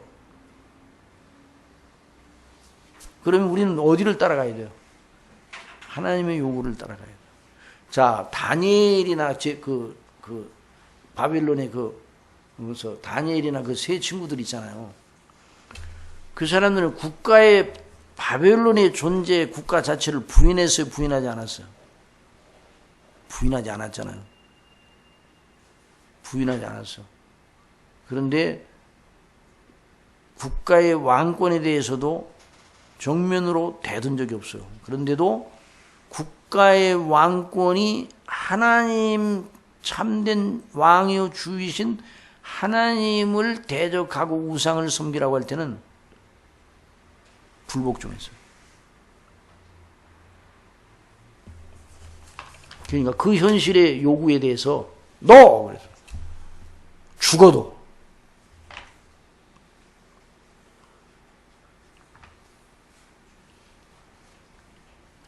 어떤 경우에는 이제 곧 현실의 요구 속에는 그냥 꿀꺽 삼켜서는 안 되는 것이 있다는 말입니다. 어떤 경우에는 현실만 보면 정당해 보이더라도 복음의 요구와 조화를 이루기 어려울 때가 있습니다. 그런 경우에 만일 현실의 요구를 그냥 다 받아버리면 복음의 요구에 순응하지 못하게 되는 경우가 필연적으로 생기죠. 복음의 요구를 대적하는 경우가 발생하는 것입니다. 누가복음 14장 16절 이하에 기록된 예수님의 비유의 말씀 이에 대한 좋은 조명을 제공합니다. 어떤 사람이 큰 잔치를 베풀어 많은 사람을 청하였더니 다 일치하게 사양하여 가로되 나는 밭을 샀음에 불갑을 나가 보아야 하겠으니 여러분 밭을 샀으니까 불갑을 나가 보아야 하겠으니 청컨대 나를 용서하도록 하고 또 하나는 가로되 나는 소 5겨리를 샀음에 시험하러 가니 청컨대 나를 용서하도록 하라. 또 하나는 가로되 나는 장가 들었으니 그러므로 가지 못하겠노라. 여러분 이 사람들의 현실이 다 오라요 옳잖아요. 오라요. 그렇죠? 거기 밭을 샀으니까 불갑을 나가봐야 되겠어요. 소 5겨리를 샀거든요. 시험하에 가야 되겠어. 현실이 요구하는 거예요. 그런데 그래서 못 가게 돼요. 왕의 잔치에 못 가겠다는 거예요. 잔치를 배설한 대인의 초청을 받은 이들이 한결같이 사양하여 내거는 구실들이 다 그들의 현실들이었어요. 그들이 소홀히 하면 안 되는 그들의 현실들이었습니다. 자, 여기를 잘 봐야 돼요. 소홀히 해서는 안 돼요. 밭을 샀으면 간품해야 되죠, 간품. 그렇죠? 밭이 어떤가? 소를 샀으면 소가 어느 정도인가? 장가둔 사람은 어떻게 해요? 장가둔 사람은 자기 가정의 문제를 위해서 신경을 써야 돼요. 이게 현실의 요구예요. 그 나름의 가치를 가지고 있어요. 그들이 지상 삶에 있어 정말 중요하게 그지없어 태만히 여기면 당장의 불이익을 가져다 줄 것들이에요. 그런데 예수님께서는 그 초청에 사양한 자들을 칭찬하지 않고 여기 잘 봐야 돼요. 그 잔치의 영광을 상실한 어리석은 자들로 치부합니다. 물론 그 잔치는 은혜로 믿는 자들을 구원하시는 하나님의 복음의 은혜의 잔치이죠. 그 잔치의 은택에 참여하라고 집중적으로 초청을 받은 자들이 또 그들에게 주어진 여러 가지 피치 못하게 보이는 현실들이 있어서 그런데 그들의 현실은 앞에 사람들이 초청에 응하지 못할 구실로 제기한 현실보다 물갑을 잔치에 가지 못할 더 큰 정당성을 가진 현실들이었어. 이 말은 무슨 말인가니? 현실의 요구 때문에 못 가는 거예요, 잔치에. 그들은 가난한 자들과 병신들과 소경들과 저는 자들이었기 때문에요. 현실보다 불가불 잔치에 가지 못할 더 큰 정당성을 가진 현실들이 있었어요. 그러니까 자, 현실이 아무리 나름의 가치와 정당성을 가지고 있다 할지라도 그것을 그 한계 이상으로 확대 해석하고 거기에 자신을 매는 걸 가리켜 성경은 어리석다고 말해요. 그러니까 우리의 현실이 우리를 영원히 살립니까? 아니란 말이죠. 우리의 현실. 자, 여기 이제 현실의 요구를 아까 이제 그 정당한 현실을 내거는 사람들, 잔치에 참여하면 소 5마리가 도망갑니까? 아니잖아요. 그렇죠. 잔치에 참여했다 오면 각시가 도망가요? 잔치에 참여했다고 해서 잔치에 참여했다고 해서 밭이 어디로 날아가냐고요. 그런데 잔치에 참여하지 않았다는 건 악감을 가지고 있다는 거예요. 나중에 잔치에 참여하지 않은 자들을 다 죽이라고 그래. 그 왕의 명령을 내렸어. 이건 바로 복음의 요구에 대하여 다른 현실의 요구를 빌미로 삼아 복음 싫어. 내 피치 못할 사정 때문에 안 가겠다. 복음의 요구 앞에 피치 못할 사정을 말하는 건 안 된다는 거예요. 복음의 요구가 가장 위대한 요구예요. 가장 가치 있는 요구입니다. 여러분 믿습니까? 이걸 견지하는 것이 그리스도인에게 가장 중요한 것이에요. 현실을 무시하라는 것이 아니라 복음의 요구를 우선하여 그래서 그 나라와 그 일을 먼저 구하라고 하는 것이죠. 몇 시까지 해야 돼요? 12시에. 12시 정각될 때 딱 끝나겠습니다. 그러니까 이 진도 여기 뭐 지금 앞으로 많이 남았어요. 그런데 12시 정각될 때 다 끝날 테니까 걱정하지 마시고. 자, 그러니까 현실의 가치를 제대로 인식하고 그 한계 이상으로 높이거나, 자, 현실의 가치를 존중해야 되지만 현실의 한계, 가치의 한계를 봐야 돼요. 현실이 아무리 중요한 것이라도 더 큰 현실이 우리에게 있다. 그러면 작은 현실을 접어둬야 돼요. 더 큰 현실은 뭐예요? 하나님의 복음의 요구예요. 하나님과 영원한 현실이에요. 그 하나님과 영원한 현실은 정말 영원한 현실이에요. 그 현실은 없어지지 않는 현실이에요. 항상 서 있는 현실이에요. 영원토록. 영원하다는 거예요.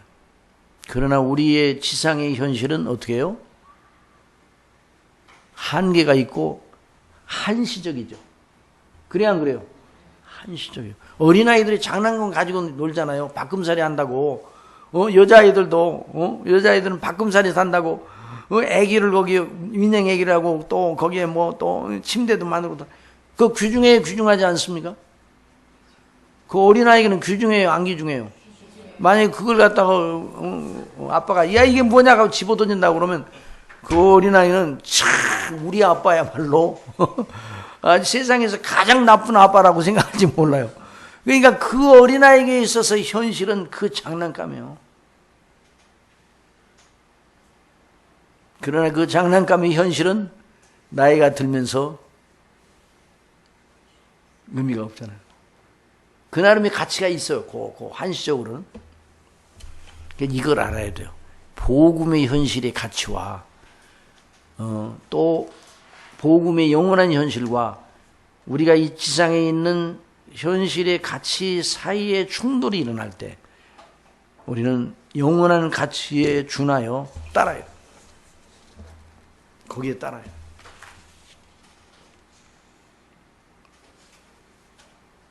그러니까 지상의 현실의 가치를 제대로 인식하고 그 한계 이상으로 지상의 현실의 가치를 높이면 미련한 자가 되는 거예요. 미련한 자가 되는 거예요. 그것이 바로 성경이 말하는 절제의 지혜요 능력입니다. 절제라는 건 뭔가? 절제가 뭐예요? 돈을 절제하라. 돈을 안 쓰는 것이에요. 라고 생각하면 안 돼요. 돈을 절제하라. 어떻게 해요? 돈을 효용성 있게 다르게 쓰라는 거예요. 그 절제. 제가 이 와이셔츠 이런 말씀드리면 예를 들어서 제가 입은 이 와이셔츠 얼마 좋겠어요? 얼마 좋겠냐고요? 좋아요, 안 좋아요? 그렇죠. 야, 와이셔츠 값도 정말 여러 가지더라고요. 10만 원짜리도 있고 5만 원짜리도 있고 15,000원짜리도 있고 2만 원짜리도 있고. 그런데 여전히 와이셔츠일 뿐이에요. 그리고 어디 갔더니 5,000원을 하는 거야. 그럼 이런 말 하면 이제 다이소하고 제가 무슨 관계가 있는가 다이소에 갔더니 5,000원짜리 와이셔츠가 있는 거예요. 예? 예? 5,000원짜리야. 누가 5,000원짜리 누가 나 입고 다니는 게 얼마짜리냐고 물어보지도 않아요. 그렇게 하지만 5,000원짜리 입는데 누가 선물로 주는 와이셔츠는 몇만 원짜리야 보니까. 근데 그 와이셔츠도 좋기는 좋은데 이 와이셔츠하고 동일한 효력밖에 없어요. 여전히 와이셔츠예요. 그래 안 그래요? 또 이 넥타이도 몇십만 원짜리 넥타이가 있어. 그 몇십만 원짜리 넥타이 매면 어떻게 돼요? 목사님 그 매면 상당히 매고 있는 동안 정말 인격이 빛나죠? 그 아무런 의미도 없어요. 그러니까 이게 이제 절제라는 건 그것의 가치의 한계를 보고 마땅하게 거기에다가 적절하게 힘을 쓰라는 거예요. 이걸 잊어서는 안 돼요. 그렇다고 해서 이제 우리 사모님이 당신도 5,000원짜리 와이셔츠만 입으라고 또 그러지 마시고, 그런 문제는 5,000원짜리 입어도 좋고, 10,000원짜리 입어도 좋고, 근데 이제 10,000원짜리는 그만큼 또, 20,000원짜리는 그만큼 더 좋기는 좋아요. 입을 때마다 좋다는 생각이 들어요. 그렇긴 한데, 또 하기야, 저 같은 사람만 있으면 어떻게 산업이 돌아가겠어요? 안 돌아가지. 와이셔츠 만든 장사를 전부 다 망하게? 전부 다 5,000원짜리만 찾으면, 그러면 또 안 되죠. 그건 그런데, 그러나 이제 여유가 있는 분들은 아주 여유가 있고 이런 분들은 경제를 위해서 좀 돈을 쓸 때는 써야 돼요. 그 사람 그렇죠? 그래야 안 그래요? 네, 그러니까 이제 그건 이제 하나의 예를 들은 거니까 그걸 절대화시켜 가지고 그러면 안 돼요. 그러나 제가 볼 때는 그게 이제 절제가 뭔가 그러니까 효용성의 가치를 현실의 효용성의 가치를 잘 이해하고 거기에 따라 지혜롭게. 자, 그래서 우리의 현실은, 지상현실은 연구하지 못하고 한시적입니다. 그러나, 복음의 가치는 우리에게 영원합니다. 그럼 이제 또 한 가지, 이제 좀, 세상을 사랑하지 말라고 그러잖아요. 예? 세상을 사랑하면 아버지의 사랑이 그 속에 있지 않다. 이런 말씀을 했잖아요. 세상은 하나님과 원수가 된다고 그랬어요. 그럼 왜 세상이 뭔가, 우리의 현실 자체를 세상이라고 말하는가? 그건 아니란 말이에요. 그걸 잘 알고 있어요. 예수님이나 자기가 세상을 강하게, 예수님이나 사도가 세상을 강하게 경계하였습니다. 거기 하면 요한복음 15장 19절 시작.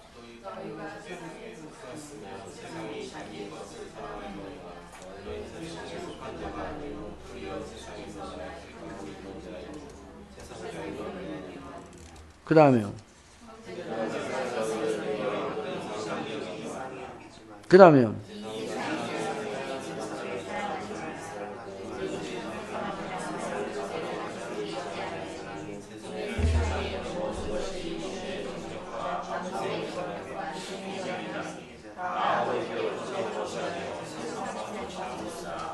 자, 여기서 말하는 세상과 우리의 현실을 동일시해서는 안 됩니다. 자, 우리가 지금 어디에 살고 있어요? 세상의 현실 속에 살고 있죠. 그 자체를 말하는 게 아니에요. 세상이라는 건. 자, 흔히 이 구분이 되지 않아서 혼란에 빠지는 경우가 적지 않습니다. 우리의 현실은 하나님의 섭리로 우리에게 부과된 것입니다. 그러나 여기서 언급되는 세상은 다 아버지께로 쫓아온 것이 아니고 세상으로 쫓아온 것이라고 하였습니다. 여기서 말하는 이 세상은 무엇입니까? 예, 성경에서. 사람들의 세계 속에서 막강한 영향력을 행사하고 있는 풍조나 가치관을 말하는 거예요. 뭐라고요? 풍조나 가치관이에요. 풍조나 가치관. 사도 바울은 에베소 2장에서 이와 관련 매우 시사적인 말을 하였습니다. 그때 너희가 그 가운데 행하면 이 세상 풍속을 쫓고 공중의 권세 잡는 자를 따랐으니 지금 곧 불순종의 아들들 가운데 역사하는 역이다. 이것이 바로 세상이에요. 자, 이것이 바로 세상이에요. 전에는 우리도 다 그 가운데 우리 육체의 욕심을 따라 지내며 육체와 마음이 원하는 것을 하여 다른 이들과 같이 본질상 진노의 자녀였더니 성경이 경계하는 세상은 하나님을 부인하고 원죄를 가진 인간 본성의 소욕을 따라, 자, 하나님을 부인하고 누구를 부인해요? 하나님을 인정하지 않으면 세상이에요. 그 사람들 속에 하나님을 인정하지 않아. 세상이에요. 그 풍조예요. 원죄를 가진 인간 본성의 소욕을 따라 역사하는 공중 권세 잡은 자, 악한 마귀의 관계가 만들어낸 세계가 바로 세상입니다. 문제는 그 세상이 우리의 현실에 모종의 영향력을 행사한다는 것입니다. 그래서 우리의 현실에 정당한 요구라도 그것과 함께 항상 세상이 따라 들어옵니다. 자, 이게 이제 문제예요. 우리의 현실의 현실이 정당한 정당성이 있다고 그랬죠? 현실이. 그런데 그 현실, 자, 우리의 가정이 정당한 거예요, 정당하지 않은 거예요? 정당한 거예요. 그런데 가정 속에도 여전히 뭐가 있어요? 하나님을 사랑치 않고 하나님을 대적하는 죄의 요소가 모든 가정들 속에 서려 있단 말이죠. 자, 이게 이제 우리가 그런 그 사람이니까 나라도 역시 마찬가지고, 그러니까 항상 세상이 따라 들어온다는, 거기에 마귀가 시험의 털을 잡고 흔들어댈 수가 있어요. 그러니까 늘 우리가 하나님 앞에 기도해야 돼요. 우리가 시험에 들게 하지 마옵시고 다만 악에서 구하옵소서. 왜 그 기도를 하라고 말씀해 주시는 거예요? 항상 함께 따라다니는 세상이 따라 들어온, 물론 그 세상은 우리 인격 밖의 요소들만 구성되어 있지 않고 우리의 인격 내면에도 있어요. 우리 인격, 우리도 여전히 죄인이에요. 여러분, 개혁주의자예요. 여러분, 개혁주의자가 더 죄인입니까? 알미니언주의자가 더 죄인입니까? 아니, 개혁주의자가 더 죄인이에요? 알미니안주의자가 더 죄인이에요? 개혁주의자, 칼빈주의자가 그래도 좀 낫지 않아요? 이렇게 생각하면 큰 오산이에요. 오늘날 많은 분들이 개혁주의, 칼빈주의를 하면요, 자기는 알미니안주의를 하는 사람보다는 별개적인 존재로 생각을 해. 그거 아니에요. 사도 바울은요, 언제나 자기를 죄인 중 괴수라고 했어요. 우리 교인들한테 한번 물어봤어요.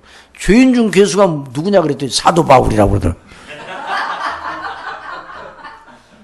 그래서 이제 막 웃길래, 그래, 우리 교회에서 제일 죄인이 누구냐니까 목사님. 그런. 우리가 다 죄인이잖아요. 여러분은 그러니까 다들 고개를 숙이고 다 우린 죄인이잖아요. 그러니까 개혁주의를 외친다고 그러면서 자기는 특별한 요런 생각하면요, 비개혁주의자예요, 그 사람은.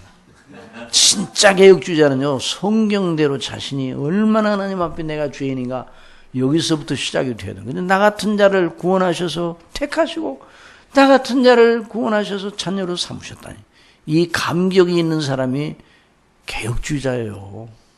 알미니안주의자는 뭔가 내가 예수님을 믿음으로 구원받았지, 내가 믿었으니까 구원받았지, 이걸 강조하는 사람이 알미니안주의자예요.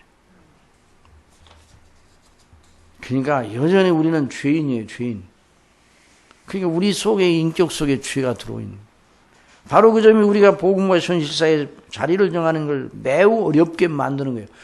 그러니까 우리를 어렵게 만드는 원흉이 누구예요? 우리 자신이에요. 우리 자신. 우리 자신이 날마다 우리 자리를 제대로 찾지 못하게 한단 말이죠. 저나 여러분이나 다 마찬가지예요. 저나 여러분이나 다 마찬가지예요. 그러니까 사람을 보고 실망을 많은 것은 조금만 해야 돼요. 사람은 본래 그래요. 너무 그렇게 기대할 필요가 없어요. 완전한 사람이 없는 거예요. 아니 다 죄인이라고 그랬잖아요. 그러니까 설교자도 죄인이 죄인에게 설교하는 거예요.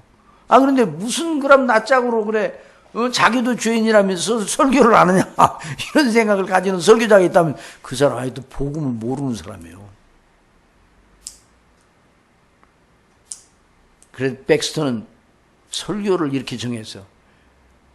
죽어가는 죄인이 또 죽어가는 죄인에게 마지막으로 복음의 은혜를 증거하는 것이라 할 수 있다. 그렇게 했어요. 이게 설교라고요. 그러니까 최 목사님을 여러분 존중할 필요가 있어요, 없어요? 없지. 라고 생각하면 또 큰 오산이야. 원래 복음의 은혜를 받고 정말 나 같은 죄인이 구원을 받다니요 하는 사람이요. 그 자기 교회 목사님을 제일 존중하는 사람이에요. 참, 나 같은 죄인이 구원을 받다니. 아이고, 나 같은 죄인이 구원을 받다니. 이런 사람이 왜 자기 교회 목사님을 존중하는 거니? 우리 목사님을 우리 아버지께서 세우셨으니 얼마나 귀한 분인가. 그래서 복음적인 입장에서 아버지 하나님을 경외하는 사람, 이 사람이 교회를 사랑하고 주의 종들을 사랑하는 사람이에요. 그런데 개혁주의 한다고 하면서요, 조금 자기 마음에 안 드는 뭐가 했다고 그러면 하면서 말이야. 이렇게 하면서 따지고 어쩌고 그런 사람들 가면 보면 아직도 복음이 무엇인가를 자기가 얼마나 죄인인가를 알지를 못해요. 그러니까 이걸 잘 잊어서는 안 되는 거예요. 자, 그래서 사실은 개혁주의 교회, 개혁주의를 표방하는 교회는 정말 성경이 말하는 대로 가장 복음적인 의미에서 서로를 사랑하고 서로를 용서하고 이런 교회가 되어야 돼요. 여러분 바로선 교회는 그런 교회인 줄을 제가 믿습니다. 예, 그래서 서로 용납하고 서로 사랑하고 존중히 여기고 얼마나 존중히 여겨야 돼요. 왜 존중해? 하나님이 우리를 사랑하셨잖아요. 얼마나 하나님이 우리를 그러니까 우리가 존귀한 존재가 아니에요. 이건 교만이 아니에요. 하나님이 우리를 당신의 아들의 피값을 주고 우리를 사셨잖아요. 우리를 영원전부터 하셨어요. 그러니까 저와 여러분은 그냥 보통 존재가 아니에요. 이런 자의식을 가져야 돼요. 그러면 그런 자의식을 가진 사람은 상대방을 보고도 형제 자매를 보고도 그렇게 여겨야 돼요. 참 하나님이 귀하게 여기신 분이구나 이런 생각해야 돼요. 이게 복음의 바른 정신이에요. 이게 교회, 이 지상에 있는 교회가 견지할 가치예요. 그걸 위해서. 그런데 우리가 날만 넘어져서 실수를 하죠. 또 그러면 또 다시 복음 안에 또 은혜를 받고 또 용서하고 또 잃어버리고. 그래도 예전에 10년 전에 했던 저 사람이 나한테 10년 전에 그런 말을 했지. 그거 기억하고 있는 사람은 참 기억력도 좋은 게 아니라 정말 그 사람은요. 그 사람 기억력은 진짜 잘못된 기억력이에요. 그건 무슨 치매라고 할까? 독특한 치매예요, 그건요. 영적으로 말해서. 10년 전까지 기억을 해. 그 사람 만날 때마다 그 소리 했다는 걸 기억하고. 그러면 안 되는 거예요. 여러분, 우리가 부부가 살 때 서로 마음이 항상 맞습니까? 맞지 않을 때가 많습니까? 맞지 않을 때가 있죠. 그러면 이제 맞지 않을다 그러면 한번 예를 들어 부부 싸움이 있었다 그러면 그 다음 날부터 원수로 담아야 된다 그래요? 그러면 안 되는 거예요. 금방 돌아서면 여전히 내 남편이고 내 아내잖아요. 그래야 안 그래요? 그래요. 하나님이 나를 얼마나 사랑하셔서 여전히 당신이 나의 아내라는 게 내가 감사하다. 당신이 나의 남편이라는 게 감사하다. 이렇게 생각해야 되는 거 아니에요? 사모님 그래야 안 그래요? 그래야 되는 거예요. 그래야 되는 거예요. 이게 바로 복음의 정신 아니에요? 우리는 다 연약해서. 그래서 옛날에 뭐 했다는 소리를 자꾸만 기억할 필요가 없어요. 그래서 제가 32년 동안 우리 교회를 섬겼거든요. 어느 권사님에 대해서 이렇게 보면 그 권사님 표정만 보면 시험 들었구만. 뭐 때문에 시험 들었구만. 그러면 그 말은 무슨 말이냐? 제가 무슨 표정을 하면 성도들도 저를 30년 동안 저하고 같이 지냈던 사람은 다 무슨 생각을 하고 있다는 다 안다는 얘기 아니에요. 그래 안 그래요? 응? 그러나 만날 때마다 반가워요, 안 반가워요? 반갑지. 왜? 반가워요. 우리 주님 안에서 다 구원을 받아 이걸 생각하면 반갑잖아요. 그 목사가 암흑의 권사, 고약한 권사, 내가 정말 그럴 줄 몰라서 이렇게 하고 마음속에 그걸 가둬두면요, 그 사람, 그 목사는요, 그런 것 때문에 병나요. 교회가 크면 클수록 더 많이 병나. 그런데 그럴 이유가 없어요. 우리는 다 죄인이라 나도 남에게 상처를 줬고 남도 나에게 상처를 준 거예요. 저기 바닷가에 가보는 게 돌들 있죠, 돌들. 바닷가에 이제 모래사장에 있는 줄 돌들이 있는 저 웨일즈에 가니까 돌들이 바닷가에 거기 갔더니 이야 돌들이요 동글동글해 전부 다. 그렇게 되기까지는 어떻게 해서 그렇게 되겠어요? 계속 파도가면서 이 자갈이 말이에요. 그 세월이 엄청난 세월이 서로 밀리고 하면서 서로를 이렇게 이 자갈들이 서로 부딪힌 거 아니에요? 깎여져 나가서 동글동글이야. 정말 동글동글. 그래서 이제 그거 가져오면 안 된다는 게 내가 하나 가져왔어요. 그러니까 우리가 한 교회에서 오랫동안 섬길 때 복음의 은혜로 하면 어떤 경우에도, 그런데 어느 교회 보면 어느 교회는 참 너무너무 안 됐어요. 그래서 이런 죄 때문에 우리의 현실과 세상을 구분하는 법을 잘 알아야 돼요. 그래서 복음, 자, 쭉 내려가 보세요. 현실의 가치와 한계를 아는 지식을 먼저 가져야 돼요. 그 지식은 현실 자체와 우리의 관계 자체도 찾을 수 있을까? 그래서 현실을 면밀하게 분석하여 현실의 지식을 얻을 수 있는가? 그것이 바로 일반적인 인문학의 방식이에요. 그러나 그 방식을 통해서는 현실의 정황이나 상황의 실상을 알긴 하나 그것이 우리의 진정한 복락을 위하여 어떤 가치와 한계가 있는가를 아는 근본적인 지식은 얻을 수가 없어요. 그것이 우리에게 미치는 영향이 분명히 어떤 가치와 어떤 한계를 가지는가를 아는 건 그 현실을 우리에게 주신 하나님을 아는 지식. 뭘 가져야 된다고요? 하나님을 아는 지식, 그리스도라는 지식을 가져야 돼요. 하나님께서 우리에게 현실을 주실 때 분명 그것이 우리 영혼과 우리의 영원한 장래의 영광과 관련하여 어떤 의미를 가질 것인지를 정하여 주십니다. 우리의 현실은 우연에 의한 것이 아니고 하나님의 주권과 섭리에 의해 주어졌어요. 그러므로 복음, 하나님을 아는 지식과 우리 자신을 아는 지식을 주 내용으로 하는 그 복음에 집중하는 건 복음만 아는 것이 아니에요. 우리의 현실에는 바른 지각과 지식을 갖게 하는 거예요. 어떤 사람이 어떤 목사가 현대를 이해하기 위해서 만화책을 300권을 갖다가 쌓아놓고 읽는데 정신 나간 목사예요, 내가 볼 때는. 만화책에서 세상을 아는 지식을, 세상이 뭔가를 알아요? 만화책에서. 아이고. 그 만화책은 누가 만들었어요? 만화가가 만든 거 아니에요. 만화가의 의식이 거기에 고스란히 담겨 있어요. 그런데 그걸 가지고 어떻게 세상을 알아요? 모르지. 하나님을 알아야 됩니다. 여러분 믿습니까? 하나님을 알아야 돼요. 하나님 지식. 그래서 복음에 대한 지식, 그래서 성경은 우리에게 과학을 가르쳐 주거나 삶의 실제적인, 실용적인, 전문적인 지식을 가르쳐 주지 않습니다. 전문적인 지식 자체를 위하여 성경에 호소하는 것은 어리석어요. 중세교회, 캐톨릭 교회가 과학적인 지식을 그 성경에서 찾으려고, 이건 말도 안 되는 거예요. 그러나 성경의 궁극적인 목적은 우리 죄로 하여금 하나님을 알게 경외하고 그런 중에서 우리 자신을 알게 하고 우리 주 예수님을 믿음으로 만에 구원을 주시는 지혜를 얻게 하는 데 있어요. 그럼에도 불구하고 성경을 바르게 배우고 확신하는 인생의 모든 현실에 처하게 하는 능력과 지혜와 분별력을 가지게 됩니다.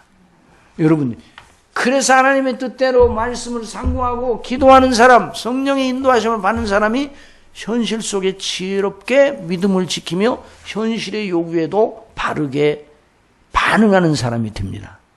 그래야 안 그래요? 그렇습니다. 그래서 교회가 그래 중요한 거예요. 바울은 일체의 비결을 배우고 그 능력을 장담, 내게 능력 주시는 내가 모든 걸 할 수 있다고 그랬어요. 모든 현실 속에 처할 수 있는 일체의 비결을 배웠다고 그랬어요. 배고픈 데나 부한 데나 하나님을 아는 지식이 우리 자신만 아니라 우리의 현실에 대한 이해의 조명을 주기 때문입니다. 우리의 현실의 가치와 한계를 진정으로 아는 그 현실을 우리에게 부과하신 하나님을 아는 지식 안에서요. 그 사람만이 현실을 통하여 작용하는 세상을 간파하며 경계하여 그 현실의 가치를 자기에게 유익하게 활용할 수 있는 거예요. 아이고, 다 되니 3분 남았네. 교회의 영광과 같이, 그러니까, 아, 그래요? 그러면 누가 여기 7번은 누가 좀 대신 읽어주세요. 목사님 읽으세요. 제가 이렇게. 네, 예. 교회는 하나님의 성소로서 자기의 이름과 영광과 나라를 위하여 하나님의 지혜의 백미이다. 그렇죠? 네.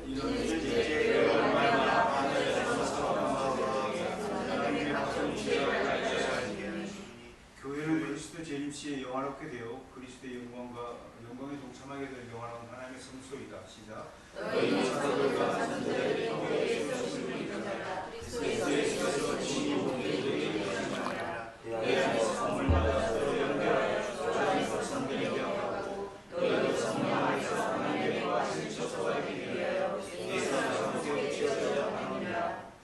교회는 그러므로 복음에 집중되어 있는 우리의 현실과 아주 구별된 특별한 하나님의 처소이다. 교회의 지체들은 교회로 모일 때에는 자기들의 현실을 떼어놓고 모인다. 그렇다고 해서 현실을 무시하는 것이 아니라 오직 복음 안에서 온전하게 서기 위함이다. 그래서 교회로 모여 하나님께 예배를 드릴 때에는 자기들의 가면서 골로새서 1장 28절로 29절 다 찾아서 읽어보세요. 오직 복음만 예, 골로새서 1장 28절 29절.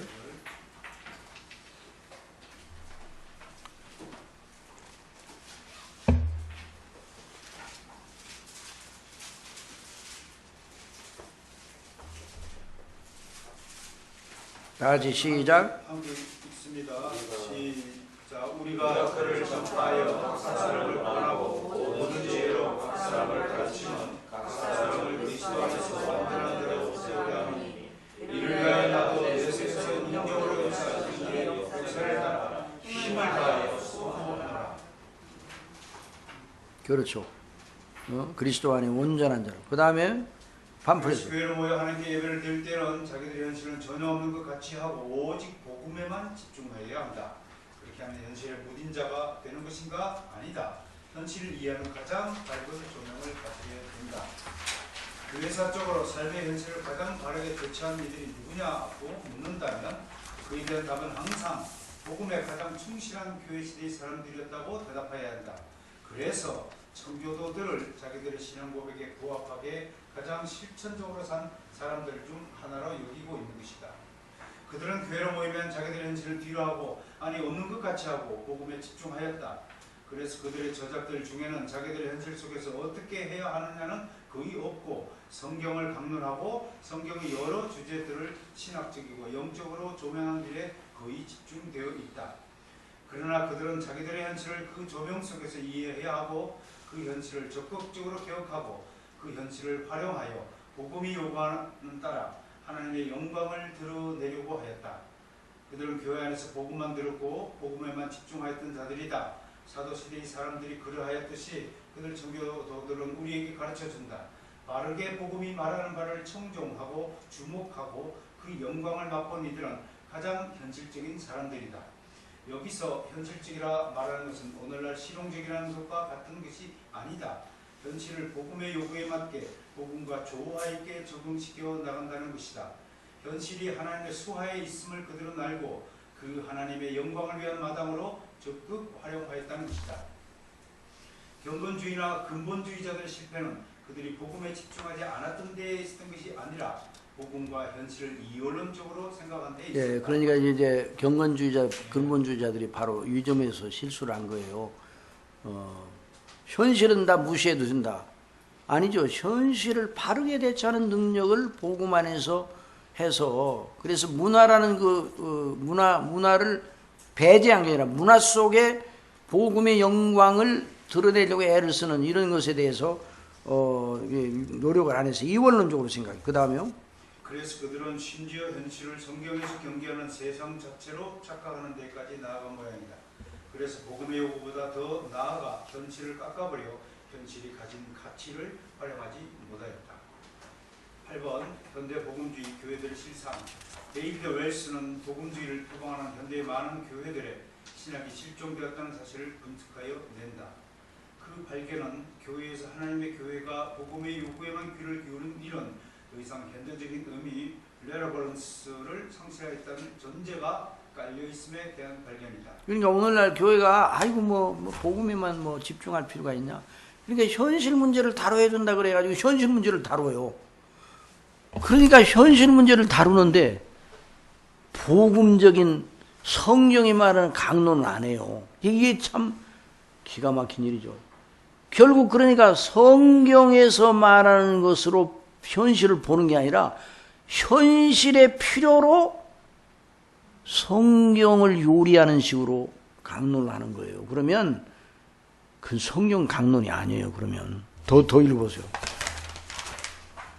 또 말하면 우리의 현실의 호소의 소리에 대해 교회가 귀를 막는 것은 현대적인 상황을 이해하지 못하게 되는 일을 초래한다는 의식이 그렇죠. 현실의 문제를 가지고 문제 요점을 끌어내고 거기서부터 시작하면 그건 현실을 바르게 보는 게 아니라 못 보는 거예요. 하나님으로부터 시작해야 돼요. 하나님으로부터. 그 다음에 그래서 교회가 현대인들에게 호소력을 가지고 교회가 들려주고 싶은 복음을 그들로 듣게 하려면 교회가 먼저 또는 온전하게 복음의 메시지에만 집중하게 하는 것은 지혜롭지 못한 처사로 여긴다. 그런 의식은 교회가 세상 사람들에게 호소력을 가지려면 그들의 처지에 대한 동정심을 가지고 있음을 알게 하는 일이 우선해야 하는 쪽으로 가게 한다. 그런 의식은 교회가 궁극적으로는 복음을 듣게 해야 하지만 처음부터 복음을 전면에 등장시키는 것은 현대인들을 교회에서 쫓아버려 복음을 듣게 하지 못하는 결과를 초래할 것이라는 조급함을 불러온다. 그런 생각을 가진단 말이에요. 처음부터 복음을 하면 교회 안 온다. 그러니까 이 현실적인 문제를 다뤄야 귀를 기울여서 그 다음에는 이제 복음을 그때 이건요 진짜 이건 마귀의 간교한 술책입니다. 여러분 이런 사람이 있었어요. 동네마다 전도를 다녀요. 어떤 분이. 그런데 오늘 전도합니다. 그러면 사람들이 안 오니까 마술 도구를 가지고 다녀. 차에다가. 그래가지고 오늘 저녁에 마술을 하니까 다 오라고 그래요. 마술을 멋지게 연출한 다음에 복음을 전하기 시작해. 그러면 거기 오는 사람들이 복음에 귀를 기울이겠어요? 그게 똑같은 말이에요. 현실에 대한 그 이해를 하도록 메시지를 전해야 그 현실 감각이 살아나는 게 아니에요. 아이고 사람이 살아야 눈도 뜨고 밥도 먹는 거지. 죽어있는 사람을 밥을 갖다가 그 앞에서 진수성찬 차려놓고 숟갈로 갖다가 그 죽어있는 사람 입에다 갖다 쳐넣으면 그 사람이 뻘떡 일어납니까? 이건 복음은 사람을 하나님과의 영원한 관계 살려야 돼요.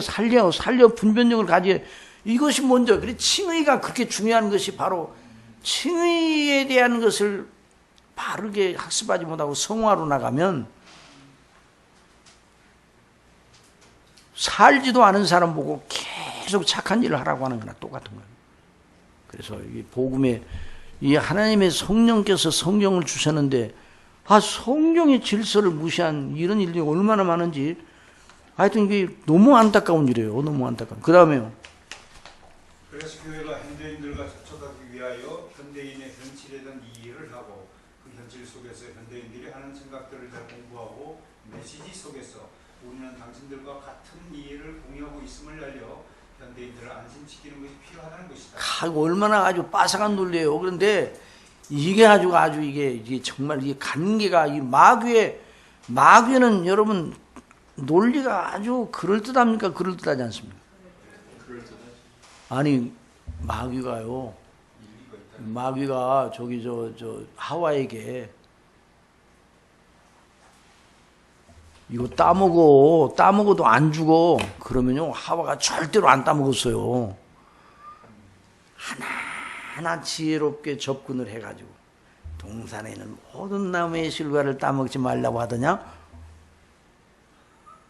뭐 이렇게 시작을 해가지고 하와의 그 감수성을 탁탁탁탁 터치를 해가지고 나중에 아니 뭐 이 나무의 실과를 만지지도 말라고 죽을까 하노라 했다. 뭐 그러니까 아니다 죽지 아니한다 그래가지고 딱 화살을 쏴야 된 거 아니에요. 마귀는요 굉장히 논리적입니다. 마귀는 학자겠어요, 학자가 아니겠어요? 학자예요. 마귀가 엄청나게 놀라운 그 합리적 논리를 가지고 있어요. 그런데 전제가 잘못되고 목적이 잘못되니까 큰일 나는 거예요. 여러분 사기꾼이 논리적입니까? 비논리적입니까? 깜빡 그 사람을 속이는 논리가 대단한 거예요. 시간이 많이 지나가는데 이것만 얘기하고 어느 사기꾼이 자기 시청에 근무한다고 그러더니 시청에 그래가지고 그 시청에 근무하니까 정보 교육을 다 알잖아요. 그 개발 교육을 다 하니까 여기다 투자하니까 나한테 돈 주라 그러면 내가 잘해가지고 당신 몇 배로 벌어줄 테니까 그 사람이 시청에 있는가를 확인을 그냥만 그럴 듯 하니까 시청에 있는가 확인 해야 된다 생각해요. 당신 시청이 있는지 없는지를 어떻게 아냐 그랬지. 시청에 내 일할 때 오라고 그러더래요. 그 시청에 진짜 있더라네. 시청에 그 사무실에. 그래서 전화를 하니까 어느 사무실 몇 호에 있다고 그래요. 거기 가니까 있더래요. 정말 그 사람이. 응? 그래가지고 거기서 쑥 나오더래.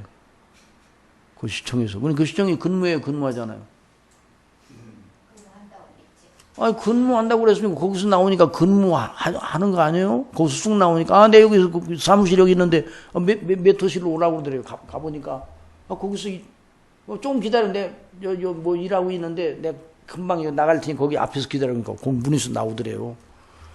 이 사람은 시청에 근무하는구나. 나중에 알고 보니까, 전화 받을 때 싹 들어갔다가, 일 보는 척 해가지고, 문의하는 척 해가지고, 전화 받고 나오니까. 그게 논리적이잖아. 사기꾼이요. 그러니까. 교수시켜줄게 그래가지고 예. 했는데 도장을 탁 찍어 주더랍니다. 예. 그래서 왜 그런데 교수를 안 시키니까 왜 안 시키냐고 따지러 왔어요. 예. 그랬더니 내가 지금 교수 시켜준다 소리를 안 했잖아.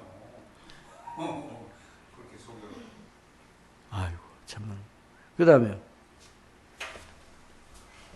그래야 그들에게 복음을 들려줄 때 그래서 그 복음을 들지 않고 듣게 된다는 것이다. 그래서 교회가 복음 말고 다른 차원에서 사람들을 도울 길을 부지런히 찾아야 하고 그런 경로를 통하여 들어온 사람들에게 드디어 복음을 들려줘야 한다. 오늘 교회에서 증거될 메시지를 보라. 그런 식의 인식이 무리하지 않은 것을 우리는 인정하지 않을 수 없다.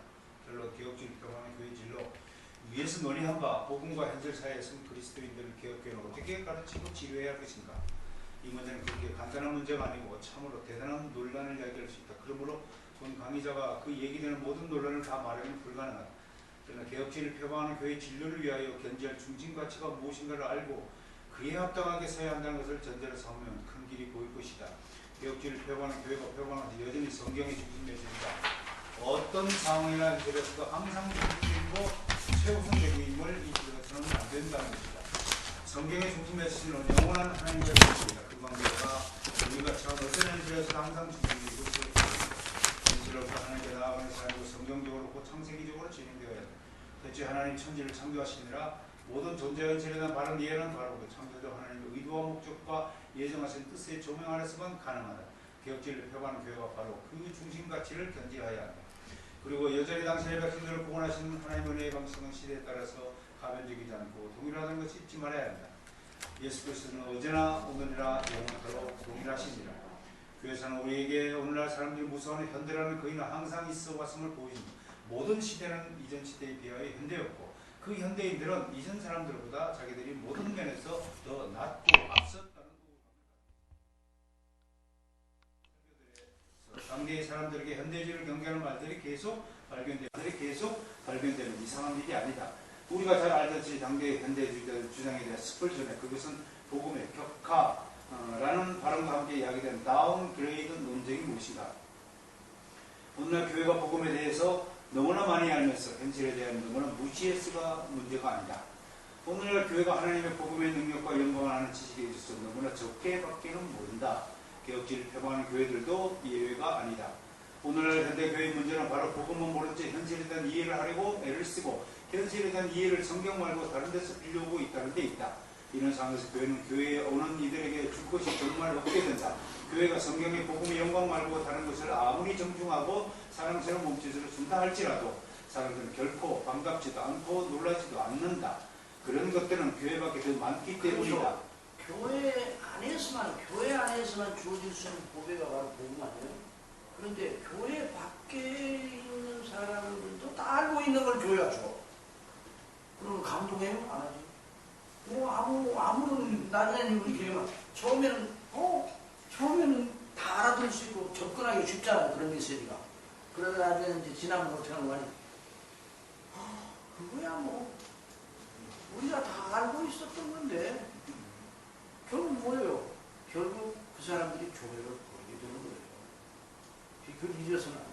그 다음에 자유주의 신학이 처음에 사람들에게 너무나 크게 어필하여 사람들이 많이 얻는 줄 알았지만 결국 사람들을 교회에서 나가게 하는 기획 역할을 했다.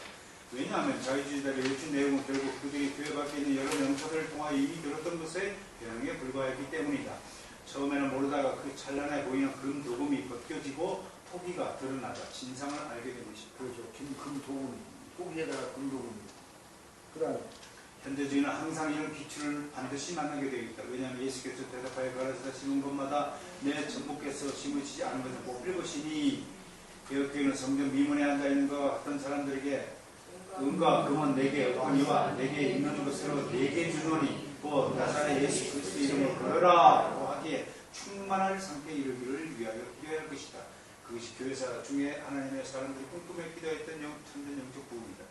이런 의미에서 개혁가들과 청교도들은 지나친 사람들이 아니라 우리가 눈여겨보아야 할 비밀을 가진 자들이었다.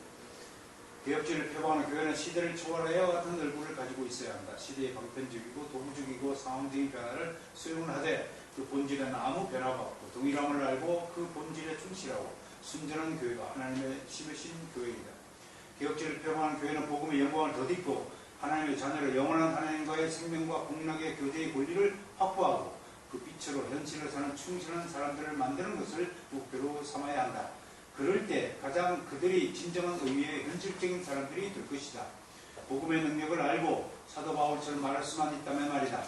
시작. 내가 궁핍함으로 말하는 것이 아니라 어떠한 형편이든지 내가 자족하기를 배웠느니 내가 미천에 처할 줄도 알고 풍부에 처할 줄도 알아. 모든 일에 배부르며 배고픔과 풍부와 궁핍에도 일체의